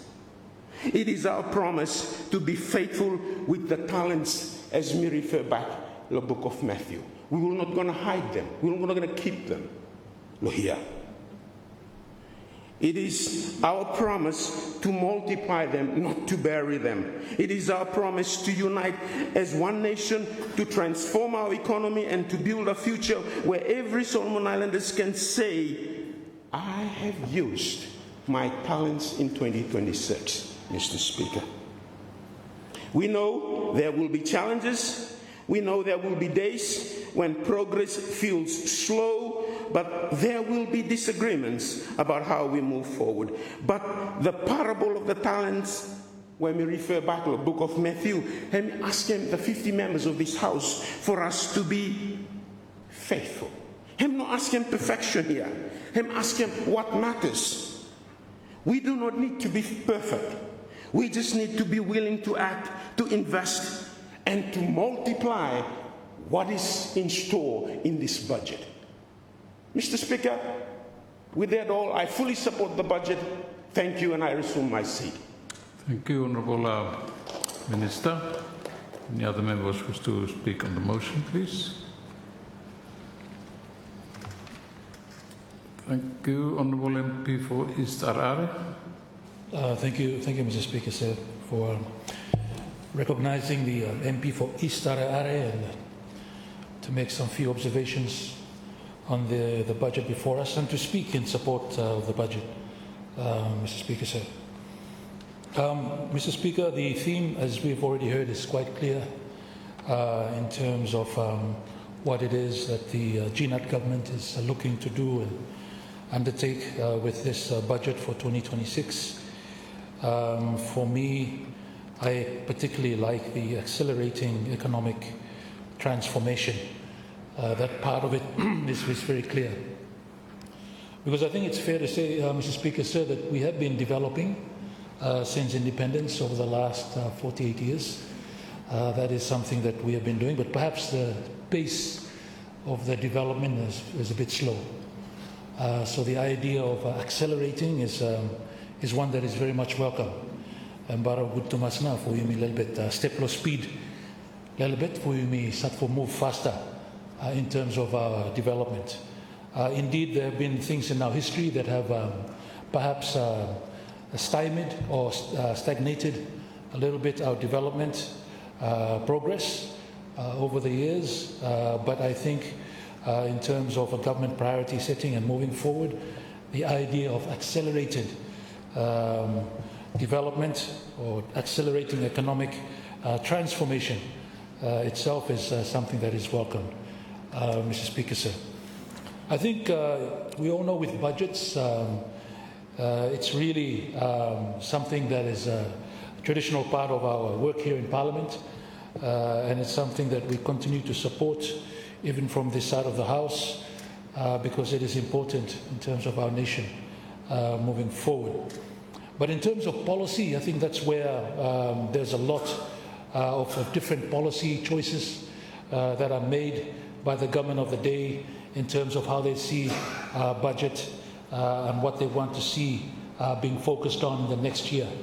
And I think that's fair to say that policy choices is something that up to the executive in terms of what they feel is the direction through which we can accelerate the economic transformation that we're talking about here. So Hemstreet one, I think in terms of what we're hearing so far, we're hearing already the policy choices that this government is making, and for the most part it's very much welcomed in terms of the focus for the spending and expenditure of the budget moving forward. Mr. Speaker, sir, so that is very much welcomed. I think it's good for us, Mr. Speaker, sir, to not lose sight of the main issues in terms of what a government is usually faced with in terms of the economy that we're trying to boost. And that is all about scarcity. Scarcity meaning rare things, how we deal with the scarcity of resources. There are competing uses for a particular resource. Land, one by land, as we heard Minister talk about. There's a lot of options to do on that piece of real estate. Whether we put a factory there, we plant some agriculture crop, or we do mining on that land, that is all choices that we have to make based on the scarcity of that resource that we have in our country. And I would like to think that being a small island country like ours, that issue of scarcity becomes very much front and center of what it is a government wants to do. because we don't have too much of that resource of land space where we can conduct economic activity on. So there will be competing interests in a limited land space. So it's that play in between those competing interests and what it is that the government of the day wants to do to move our country forward that is always at play. And I think for us as a small island nation, that is always at the forefront of government. So I'm sure with GNUT as well, this is definitely at the forefront of what it is they're thinking about what we'll be doing. That is why it's very interesting to hear that the pivot towards mining is a very clear policy choice that GNUT has now taken on board. Out of the other land uses that we can do with our land, it would seem that mining is now come to the fore, as that is the way forward for this country. And we see that in the statement by the minister as well, that is very much clear. That mining is where we're looking to see the biggest gain in terms of revenue for our country. Perhaps even bigger than agriculture. And once again, it's a policy choice that the government of the day has decided that mining now, by number one industry now, Bloemi Law country. It takes us back again to perhaps the birth of the nation, where consecutive governments have always been looking at agriculture as the base, as the backbone of the country for economic growth and development. And perhaps a few years after independence, logging come in. And time logging come in and seem to overtake him now. Agriculture. And it becomes a dominant driver for economic growth in our nation. Logging itself is an extractive industry, Mr. Speaker, sir. And perhaps even more of an issue or a factor is how that fellow logging industry him designed, or the policies around it. You know, it would have made perhaps more money if you may look at value addition, logs Bloemi. Little bit saw kasim little bit, kasim timber little bit, downstream processing, value addition of that raw material before we export it. I think we would be in a better position in terms of the revenue collection, the economic growth and trajectory of the nation. Logging, we know, is a renewable resources if managed properly. I've got a 3 years, I will grow bike. So it's something that we can look into as a renewable resource if managed properly. They may harvest, they may plant, replant, those kind of things.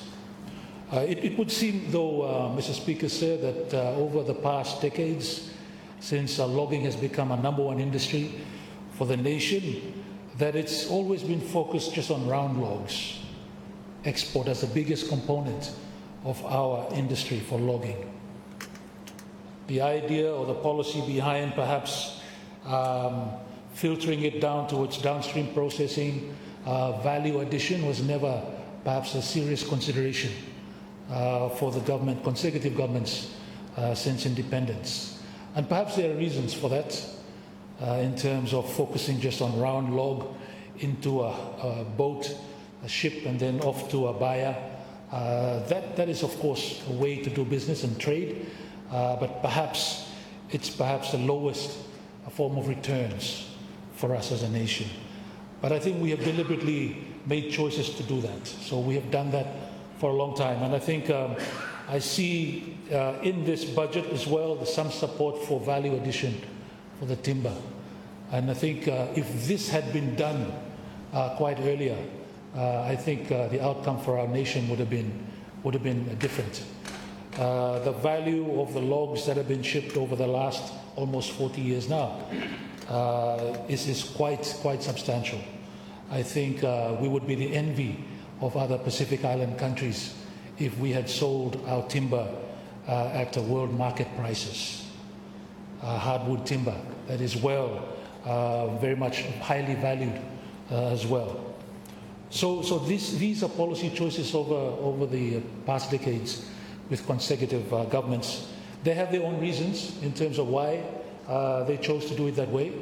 But now, we are now in the present, and GNAT has an opportunity here.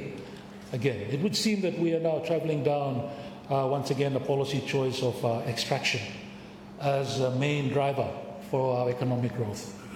If that is the case, then I think there are other uses of the land that we have now foregone. So Minimum government have choosing now for doing mining, land, where perhaps would have been used for something else. Say agriculture or logging or but it would seem that mining sector is now taking over the logging sector. If that is the case, then the policy choice for GNAT, then I would like to think that GNAT would have policies in place for us to make best use of this pathway, this trajectory, Mrs. Speaker said.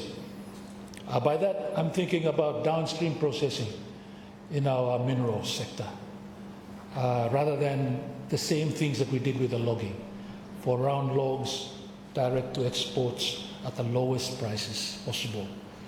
Good for the buyers, but perhaps not too good for us as a nation, and definitely as resource owners, our people, to get the best out of the resources from their land.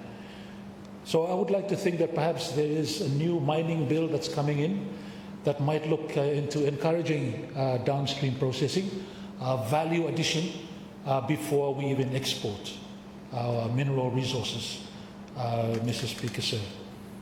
And I think this is something that I would encourage the government to really look seriously into when you are looking to design this mining bill that is now still in the committee stage here.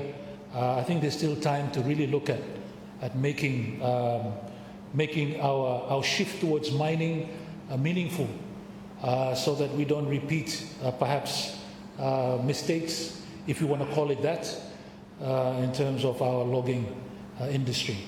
How can we get the best returns? Of course, for collection, for revenue, of course, for government, but beyond that, to our people, the resource owners of this country. Because I think if we do it well, and I think the policy is in place and the legislation is there to back it up, I think we could also benefit from this particular sector that we're getting into. Although it must be said, Mr. Speaker, sir, that unlike logging, mining is not necessarily a renewable kind of a sector, industry.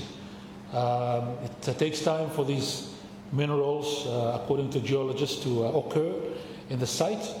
So I think compared to logging, mining have no mas renewable one here. Once we do him, I'm going now, kind of thing. So with a small country, with a limited land space that we have in Solomon Islands, the fact that government has now taken that on board, GNAT, so that mining now becomes the number one industry in a country like ours. The only suggestion from myself would be to really beef up our protection of the environment, of our people, to ensure that this industry is not one that leads to perhaps heartache to our people. So I think it's incumbent upon government, if we're going to follow this policy, to ensure that the right protections are in place as well, for ensuring that people believe me also benefit, but at the same time the environment where you may stay the 78% of we need to talk about here very much depend on the environment and the setting of the environment as their source for livelihood, even for living, to make sure that their environment is well taken care of as well. Knowing full well that mining itself is quite a destructive industry to go into. So those, Mr. Speaker, sir, some of my initial reflection on the policy direction that we're seeing coming now from GNAT.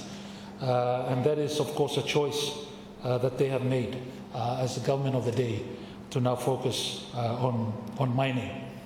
You know, there was some time, Mr. Speaker, sir, that me and that tourism now was supposed for take over now sun setting sun industry of logging. Tourism was at least for a couple of years was spoken about as the next industry for us. Not so long ago too, in terms of Yumilo House, I might remember some statements like that have been said, perhaps in the previous house, but definitely houses before, that tourism was supposed to be the next driver for economic growth. Yet it's now clear that tourism is perhaps put on the back burner and focus is very much on mining now. Of course, tourism is definitely still important for us, but it doesn't seem to me to be the main driver now. Lukosem putum nalo stove behind my boboele small one mi putum lo there. The swala big file of front end mi cooking mining inside now. Kind of sense. So that is something that for me as an observer for GNAT to GNAT and the policy choices is a policy choice that the government has now made. That this is the direction that's going to take us for the next couple of years now. Moving on. Agriculture, I would like to think is still and should be the backbone of our economic acceleration too. But once again, it comes with the choices that we make. We know in the past, post-independence, man, no kata photo lo that time, yeah. Every leader's blame stand up lo rows of cabbage, yeah. And you can let us start lo kata rivers blame lo Gualcanaya, Balasunaya, not areas, yeah, man. You say a photo, looking around every cabbage no line, kind of thing. The focus then was about Yumi sell our own food security and about what we might be able to export. Stakaluimi, remember Sol Rice, the original Sol Rice now, where Yumi sell were making rice blue Yumi now. Towards CDC as well, Guadalcanal has been our mother really in terms of the food basket of our nation and really providing that fella space, flat land, where rice and go ahead lahem too and tilapia but stakalo that time. I remember small beginning go pass lo de tilapia but go ahead too, yeah, between the rice paddocks here. Now I'm seeing that we're going back again towards more rice focus. I think that's also an important part of a policy choice, knowing the import bill for us for rice is very high.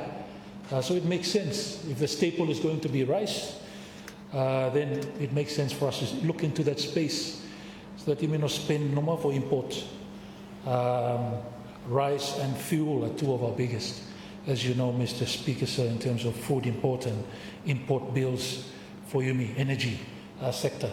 So those are policy choices. I just wanted to highlight here, Mr. Speaker, sir, in terms of what GNAT is now doing and going forward quite deliberately with how we see the country developing. So we are now becoming very much a mineral country. And I think I heard correctly, former Minister for Mines had informed the Parliament that we have 19 new mining companies. 19 new mining companies. I just hope that those companies are serious investors that would also ensure that the environment and the people's interest here are looked after in terms of that particular space, Mr. Speaker, sir. Mr. Speaker, sir, the other issue I just wanted to quickly touch on that has been throughout, I think, decades now is the Bina Harbour. Bina Harbour has been in the mouths of many of our leaders, many of the people in around Bina area, West Kwayo, on Malaita, that this has been sold to many of us as the hope, not only for Malaita, but for the nation as well in terms of contribution. In that regard, I very much appreciate the focus that has been put on Bina Harbour with this for $103 million injection. That is something that is welcomed. But once again, this is on paper. Yeah? These all things on paper. As I always want to say, the proof will be in the eating. of the pudding na ya. Tayo mi kay na ba mi disabem test through or so ya. No good sa man no ma. Buto mo extra remix lo pudding ya. But the proof will be in the eating of the pudding. So that 103 million when people in Bina Heremia, orang happy na. One thing that we have to be careful of, now if I'm allowed to say this, Mr. Speaker, is to manage the expectations of our people. So long we've been hearing about Bina about to come up now. So much so that some of our partners blame it. I'm not arrived there. They've told me that they're shocked too. They've been hearing and reading about Bina for many years and then arriving there, but nothing. There's nothing. Like what arrived there, so me say, hey, you should not go. I should have told you no more. No anything no there yet here. I'm still in the works, in the pipeline, coming up. But the idea that we should be cautious about now is to giving this expectation that something by happen now. If it's a policy of the government to do it, then barava do him now. Because now, with these amounts coming out like this, expectation is now raised even more higher. 12 people of West Kwayo, definitely, but generally the people of Malaita as a whole. And this is where perhaps policy as well becomes a big part of this. We have been talking for so long about fisheries, cannery for Bina. Bina is now synonymous, is now linked with fisheries and a cannery. But I know that West Koyo, Otagaran pineapple too, yeah? Cocoa lo there, coconut lo there. The idea is there's a focus very much on the fisheries, but how now you mean a little bit, broad name a little bit. Just an idea, Mr. Speaker, sir, for you mean handkafu mimiseleva for fish. There are other things already there on the ground that we can look at. I can easily see pineapple blobina, if you know estimate, Mr. Speaker, look at those sort of issues too, agricultural part. I think that would also help give an even bigger justification for Bina, particularly to the partners that you are reaching out to.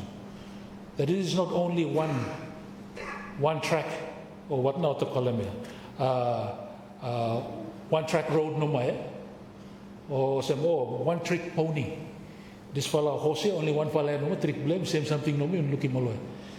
The idea is to broaden the attraction for Bina so that our partners can be more interested inside this fellow's space. And of course it'll be a whole of government approach. Of course fisheries has been talked about for decades now, I think, if we're being honest. But then you have coconut, cocoa, pineapple, high value crops like ginger, even timber. Every logging here, take them come no there, emi sensor no there, minosa making furniture. Things like that, that can become a hub. So the idea of Bina becoming something more than fishing, a fisheries hub or a cannery, I think is something that that the government I would advise to really look into, to complement these fisheries. Of course, you can have a fishery cannery there too, but Bina big place here. That could be that hub that Malaita is looking forward to. Now with SEZ immediate Papasim Goya, that could be Bina, special economic zone. But once again, it's policy choices, Mr. Speaker, sir. And if there's a suggestion I want to make here, why don't we bring a bill for Bina? Take him come one for a bill of parliament, just focusing on development of Bina. We got some for examples already that we've done this in the past. And I think that for a bill coming, legislation that IMI by passing, I give him good guidelines, good time frames, clear objectives, what now Bina wants to be. And then even our partners who we're looking to invest would be very much comforted by the fact that this one, I'm serious enough that the parliament blow country and bara put them in black and white. That's another policy choice. Of course, you can do it now without a bill. That's a faster way perhaps to do it. But I think if we're serious about it, then yes, let's put that into some bill. Take him come, make him look him now, process consultations, everything. everything here in black and white lo there. Time frame bound now. And then finally, we have something that is tangible. People blame me looking bina turuna. Okata ship go lelo there now. Okata fairway ship to go lelo there now. Kind of some by good for business and flow good. Everyone by benefit from such an industry in an important part of Malaita. So these are another policy choices that I'm putting out for the government to think about in terms of what it is that we're looking to do. In terms of revenue collection, Mr. Speaker, that is always going to be our challenge. In terms of spending, you may everyone lo garem PhD lo spending. Every doctorate lo spending no more lo here. You give come selen, hey, when we spend them same time no more, no anything hard lo. But in terms of collective now, income generating now, that is always going to be a challenge for us. And that is something that we should very much look to focus on. We see that there's going to be some increase as well there, looking at mining once again to offset perhaps the drop in logging, as we've heard in terms of the policy. IRD looking to increase their collections there. But I'm still to hear a very clear policy on this one too, yeah? Mr. Speaker said. The clear policy would be something like this. No exemptions. Baro and nil exemptions now. Any malakasko exemption, Minister by sorry now. Mivala need him selling, yeah? Mivala need for collect revenue. So please, you pay. Exemptions, very strategic. I would support exemptions for our indigenous locals. But any money you come in here more and you try and run in business here more, I think you must pay him now, exemption. Pay him now tax bill. You know, no apply to us for staka exemptions. Even where I got register here as a local business, look inside Logata, who now got shareholders, and make him samfala, definition clearer. So there more. Make him, you mean make sure that people where need him exemptions now take him. I got a man where no need him, I think no need no more. I'm yet to hear a very clear policy coming from GNAT on this particular issue, where I think contributes a lot into basket blue. Because time we run him deficit yet, then we go ahead give him exemption, and bar one make sense now. Bar one make sense. Time you remind him running a deficit budget, which this one is, and a bit lesser than the previous year, but it's still a deficit budget. And if we're doing a deficit budget and we're still granting exemptions, it doesn't make sense. It doesn't make sense for us. So I would have loved to hear much clearer policy directions and directive there.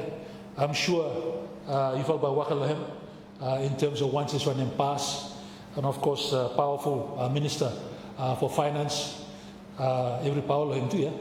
He can definitely take this on board as well to see where we are as a nation and see who not really need him exemption, who not no more.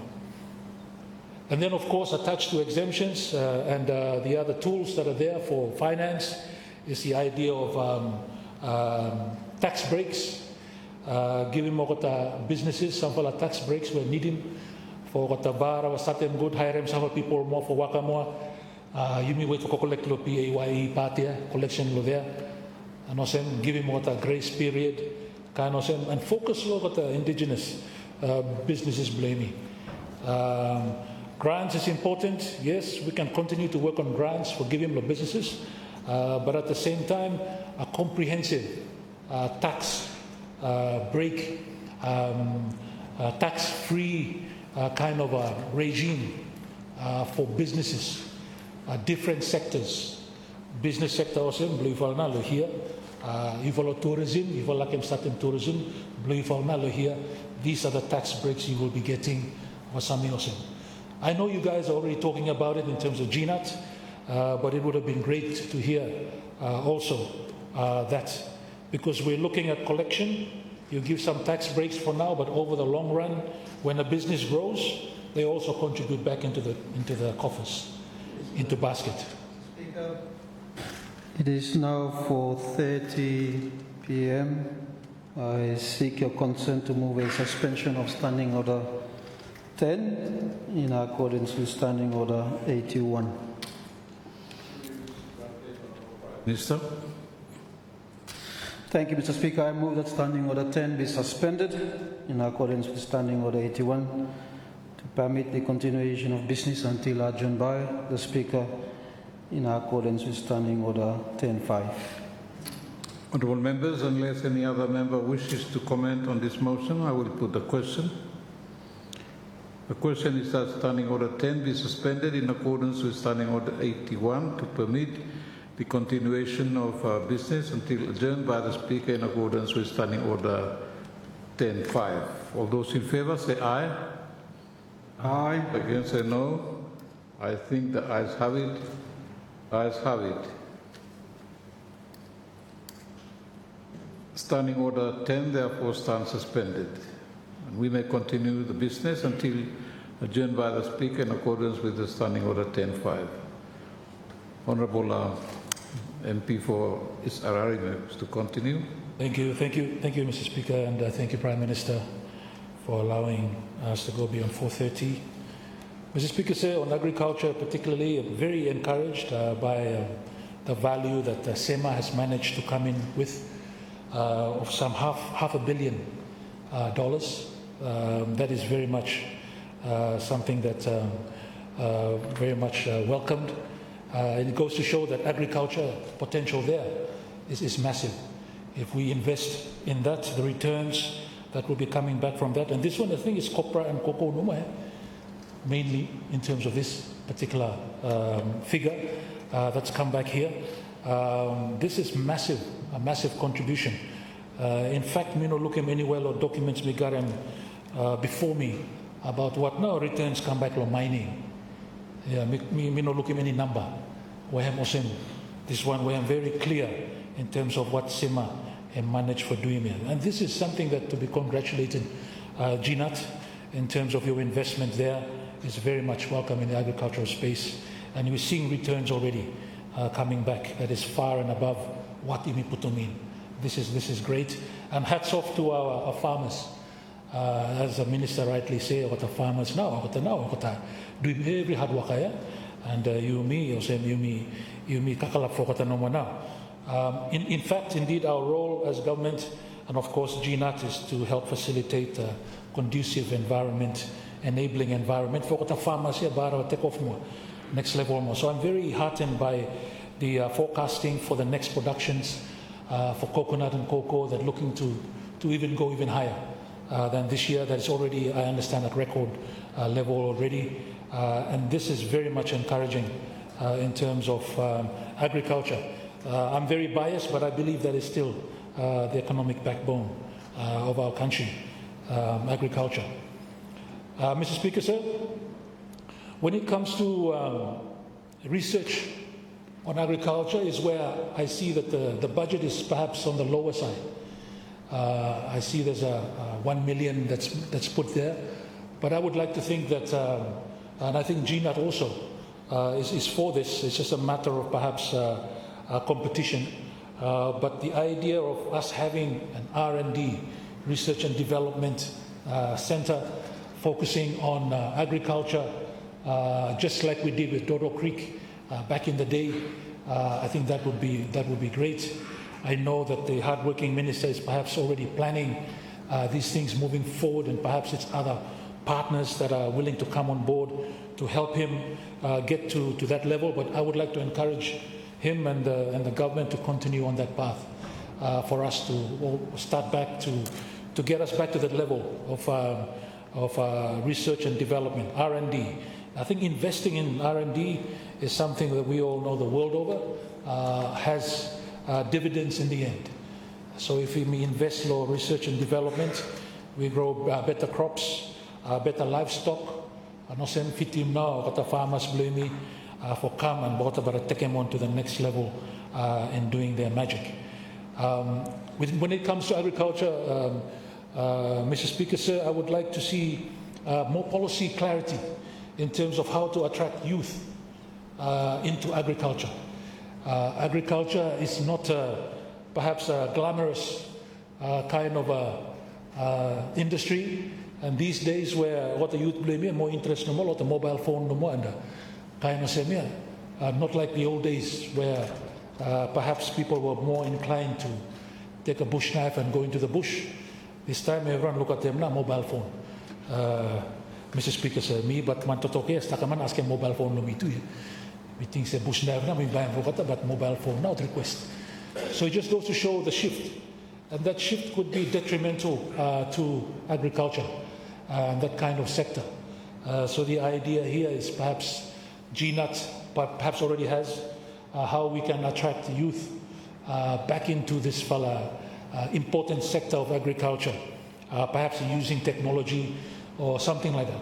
So just to get more youth involved inside the agricultural space. I'm encouraged by some of the youth already in my constituency who have gone back to their father's plantation and starting to do things again there for income. But a lot of them, in fact, of active farmers, actually quite elderly already. So me look at some fellows and muscle go now, but la kakarem ko prayet and also so me say, hey, I think what the young boys now should do him type wakaya, but what the young boys what to look out for other interests more this time. So I think some incentive that can be done to encourage agriculture or youth engagement in agriculture would be very much welcome, Mr. Speaker, sir, and I'm sure GNUT is talking about that already even as we speak, and that is very much welcomed. I think in terms of revenue collection as well, the idea of FDI, or foreign direct investment, that for me, I'm not much clear to us. Law budget, here.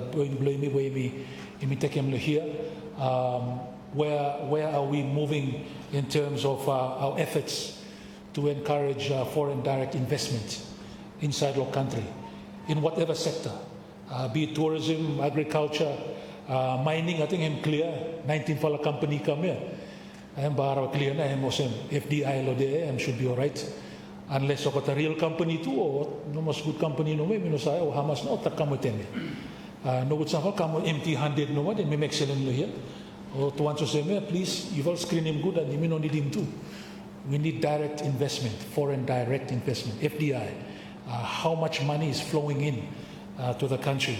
And I think from manufacturing or those kinds of industries, we can see collection as well into our revenue as we continue to see and find ways of how now by Yumi work for improving revenue collection moving forward. Because as you may say, you may only hear people for spending no more, every PhD for spending now, doctorate no more, here.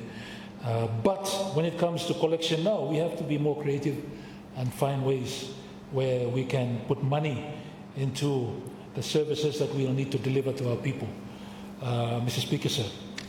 When it comes to health, Mr. Speaker, sir, health and education, develop very important ones, Blamian.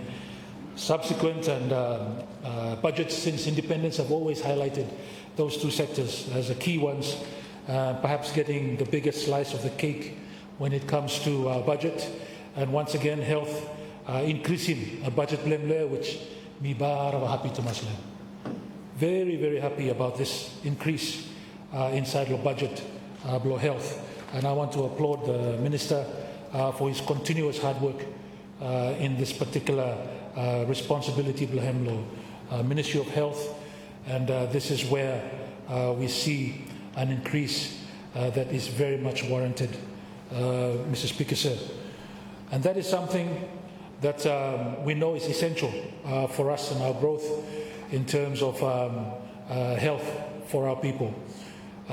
Implementation is, of course, difficult for us. Our fragmented country makes logistics a bit of a nightmare to move around our country, but I'm sure there are already plans in place for we start to overcome the kind of challenges of them. The policy direction I would like to see from this number in terms of more clarity, if we can get it. This is for the idea of this for a new hospital.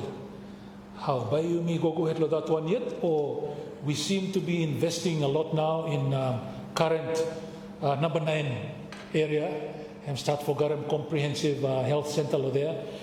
Thank you to our friends from China, what the building. Next one more, I understand it's a TB kind of wards there as well. And also even the theatre, for operating theatre, we look into the work that's ongoing there. Which begs the question, how now this fella idea blow a new site altogether for a hospital, blow you me. I think a few governments ago that was very, very strong, but perhaps there may have been a shift already. And it's just that some that there is a clear shift. Clear now, no more. You mean instead for by move up, by me build up no more. No matter where you come, by me go up. I mean, these are policies blow you in terms of what it is that you've decided to do. These are important policies that our people would also, I'm sure, like to hear and learn more in terms of the direction the government is taking, particularly on this particular issue. But for health, on this side, me particularly are very much supportive of the vision, the plans that the government, GNAT, and the Hard Work Minister is putting into this particular sector. That is very clear. So when it comes to the services sector, as you know, Mr. Speaker, sir, there's really tufala no more where me bara waka had to maslahem for delivery that people by looking throughout the country. These are health and education. And I'm so happy to see that tufala to get them highest low budget blue me and even more. Normally, normal run, but then this time more will go up more. That is something that we very much appreciate. I, for one, very much appreciate that commitment towards those two sectors. Every doctors, nurses paid for by government here. Every clinics are run by the government. Kind of say, mitala masan for clear to lo people will me israre. What I like using CDF more for something and we say, hey man, these things are systemic here. It's not something that's a one-off no more we doing. If no nurse come for him more, no you mean not the come nurse. It's the ministry that will do this sort of thing. So it's very good that this is now becoming part of what we're doing in health. The holistic kind of approach, I think, is something that I would encourage. On top of the clinics, the housing for our nurses and doctors, that one is a big part of that for a whole setup, so that those that are qualified to look after our people feel encouraged to come and do their work there as well. So those ones, I think, are now part and parcel of how the ministry is now looking at doing healthcare all across Solomon Islands, particularly at the primary level. Are important to us, that our villages, Mifala Sanfala ready for support to Losado housing. If nurses come, kind of saying we can work together for that. But the nurse must come first time because government not paying salary blame. No, Mifala constituency. So those are the kinds of clarity that our people now, of course, are well aware of it. And a lot of it has to do with the awareness that's been going out, including by GNAT and the Ministry of Health people themselves. So I very much appreciate that. In terms of education, I think that's a very much another important part of our development. Everybody has a right to education, just like everybody has a right to universal care as well, as currently we have, and I would like to applaud GNAT for keeping it universal access to health. That is very important for us. Some might be moving towards more privatization kind of a policy and kind of say now, but you may still continue it for provide this welfare kind of grounded kind of support for our people. I know it's expensive, but I think it's something that we need to do to serve our people and to ensure the delivery of great service both in healthcare as well as in education. For education, it's of course got the highest in terms of this year's budget, and that is welcomed as well in terms of focusing on our most important resource, those that are being our people. I think the fact that we look for invest inside a lot of people, believe me, young generations coming in, is something that GNAT you should be applauded for. I think this is something that some of us have always been saying, that we might have so many resources in our country, staka fist up and staka tree lo there, and minerals staka mo, if I find them, but we should not forget our people. They are the fundamental resource of our nation now. So thank you so much, GNAT, Prime Minister, Cabinet. I see by some distance the commitment to education here in this our country, our Solomon Islands, is very much appreciated, Mr. Speaker, sir. When it comes to debt, and the issue of debt, because when we're trying to collect revenue, some of that is going to be going to service our debts. And I appreciate very much the speech by the Minister in delivery when he announced the budget. And I also appreciate the fact that at the back of his statement there are some resources that we can look into. At the last page there, talking about the total debt status of our country. And I would have definitely wanted more information in terms of our bilateral debts. And very important to see that while the rest of the other bilateral are decreasing, there's one bilateral partner that is increased over the last year. And that is something that for us have to be, I think, mindful of, because I think bilateral debts, concession rates are a bit different from multilateral. The multilateral institutions, the concession rates, when they say it's concession, concession through now, 1% numa, some even less than 1%. That one now, real concession now, especially for a low-income country like us, that is designated as such by World Bank and ADB, also as a LDC, of course, no too much looks like LDC status. LDC is very much a UN kind of a construct, not too much a World Bank one. Time we talk about LDC, the World Bank no understanding too. What do you mean? But I think low-income countries, we are definitely there. But if you see, there's been an increase to one particular bilateral partner of 142%. Now that is quite a big jump. You know, if that's going to be a yearly increase of 142%, next year by another 142% more. How now? That is something to be concerned of. At least I, for one, I'm concerned about this. I would just caution the government when it comes to your policy on debt.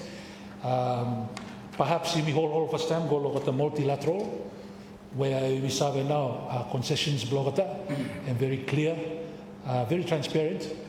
What a bilateral now, I think each one is different. Perhaps one bilateral partner a little bit different from others.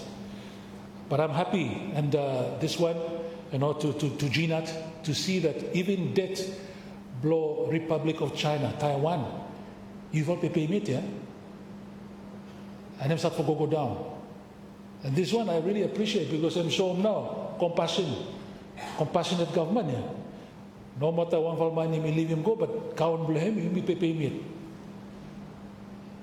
If this is true, I would like to congratulate government for not making that full obligation him slide. Kawan blame me, you me still repay him. And that shows us in good standing, even internationally, that you me people where me pay him kawan blame me. You may know people were running from kawan no more. So I'm happy to see that little bit kawan imitate came from Taiwan, you will pay him. And me look him drop. Kawan imitate came from new friend more. People's Republic of China now, I'm shoot up 142% annually from last year. So I'm just hoping that by this one and policy block government that by we continue for kawan and kawan in a way that Embarava go high to us, over 100%, 142% and very high in terms of one bilateral account debt to one partner. I would just like to put them here for you to really think carefully about it. Let me say a good concession rate here. 2% or same, or 2% have commercial rate finish here. What account lo USA, lo any bank lo USA here, and 2%. O same no more. You mean lo here na 8, 9, over for double digit. Yeah, so something we have low, or something, but it's actually commercial rates. So we have to be very mindful of normal or bilateral debt. That is something that I'm quite concerned about in terms of our debt.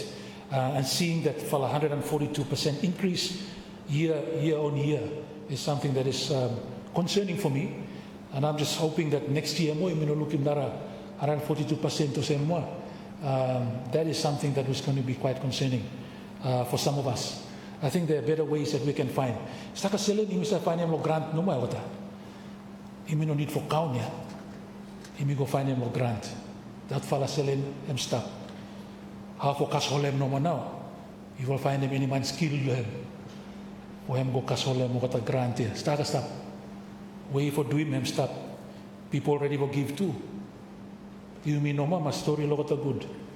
Story logota. What money wait for me story logota. Go story logota. No any count there. It's 100% grants.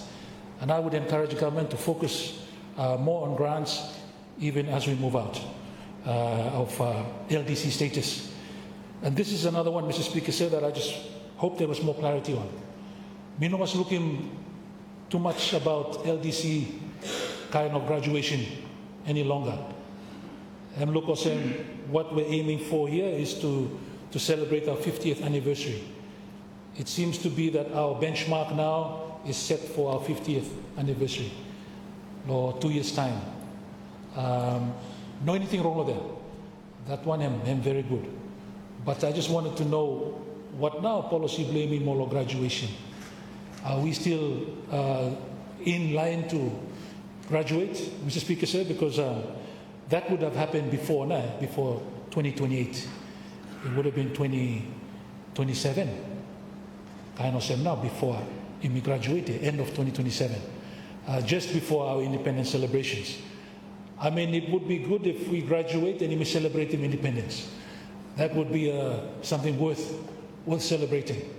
And I think those two indicators, if you look at it, are the same. What GNAT is trying to do for the 50th anniversary in terms of all the programs you have in line, infrastructure, health, education, everything, tourism, everything we're working here. We're working towards the same thing, no one. We're working towards the same thing. But I'm just not hearing anymore the focus on LDC graduation. Maybe we might want to ask for another extension or what now, all of that.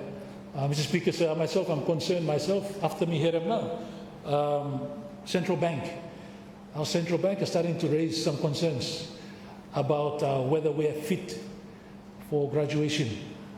I was very much supportive of that until I heard that for a little bit news come out there more, which they were cautioning or giving some kind of indication about whether we are in a pathway for ready for graduation from LDC status.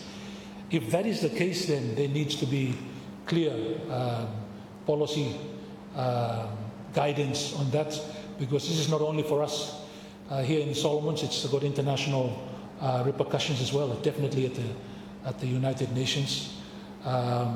Maybe it's just not included no more in the speeches and the documents I'm seeing here, but what I'm trying to say here no more, Mr. Speaker, sir, is that everything we're doing in terms of the birthday, 50th anniversary coming up, how we want to celebrate it in a very celebratory manner in terms of indicators that have been met or ticked, all those indicators here, LDC too here. These things, they merge and they definitely complement each other. So that is something that I just wanted to maybe we'll probably hear from the Minister when he raps about the thinking by GNAT in terms of that particular space of whether you may go ahead lehem now or something come up, you need a little bit whole bike lehem. But these are just issues that I'm raising here because I just haven't heard, Mr. Speaker, sir. Mr. Speaker, sir, I just want to close by thanking the Minister, brand new to the ministry, but already working so very hard. I'm really happy to see him at the helm of the Ministry of Finance and wish him all the best in his ministry, Mr. Speaker, sir.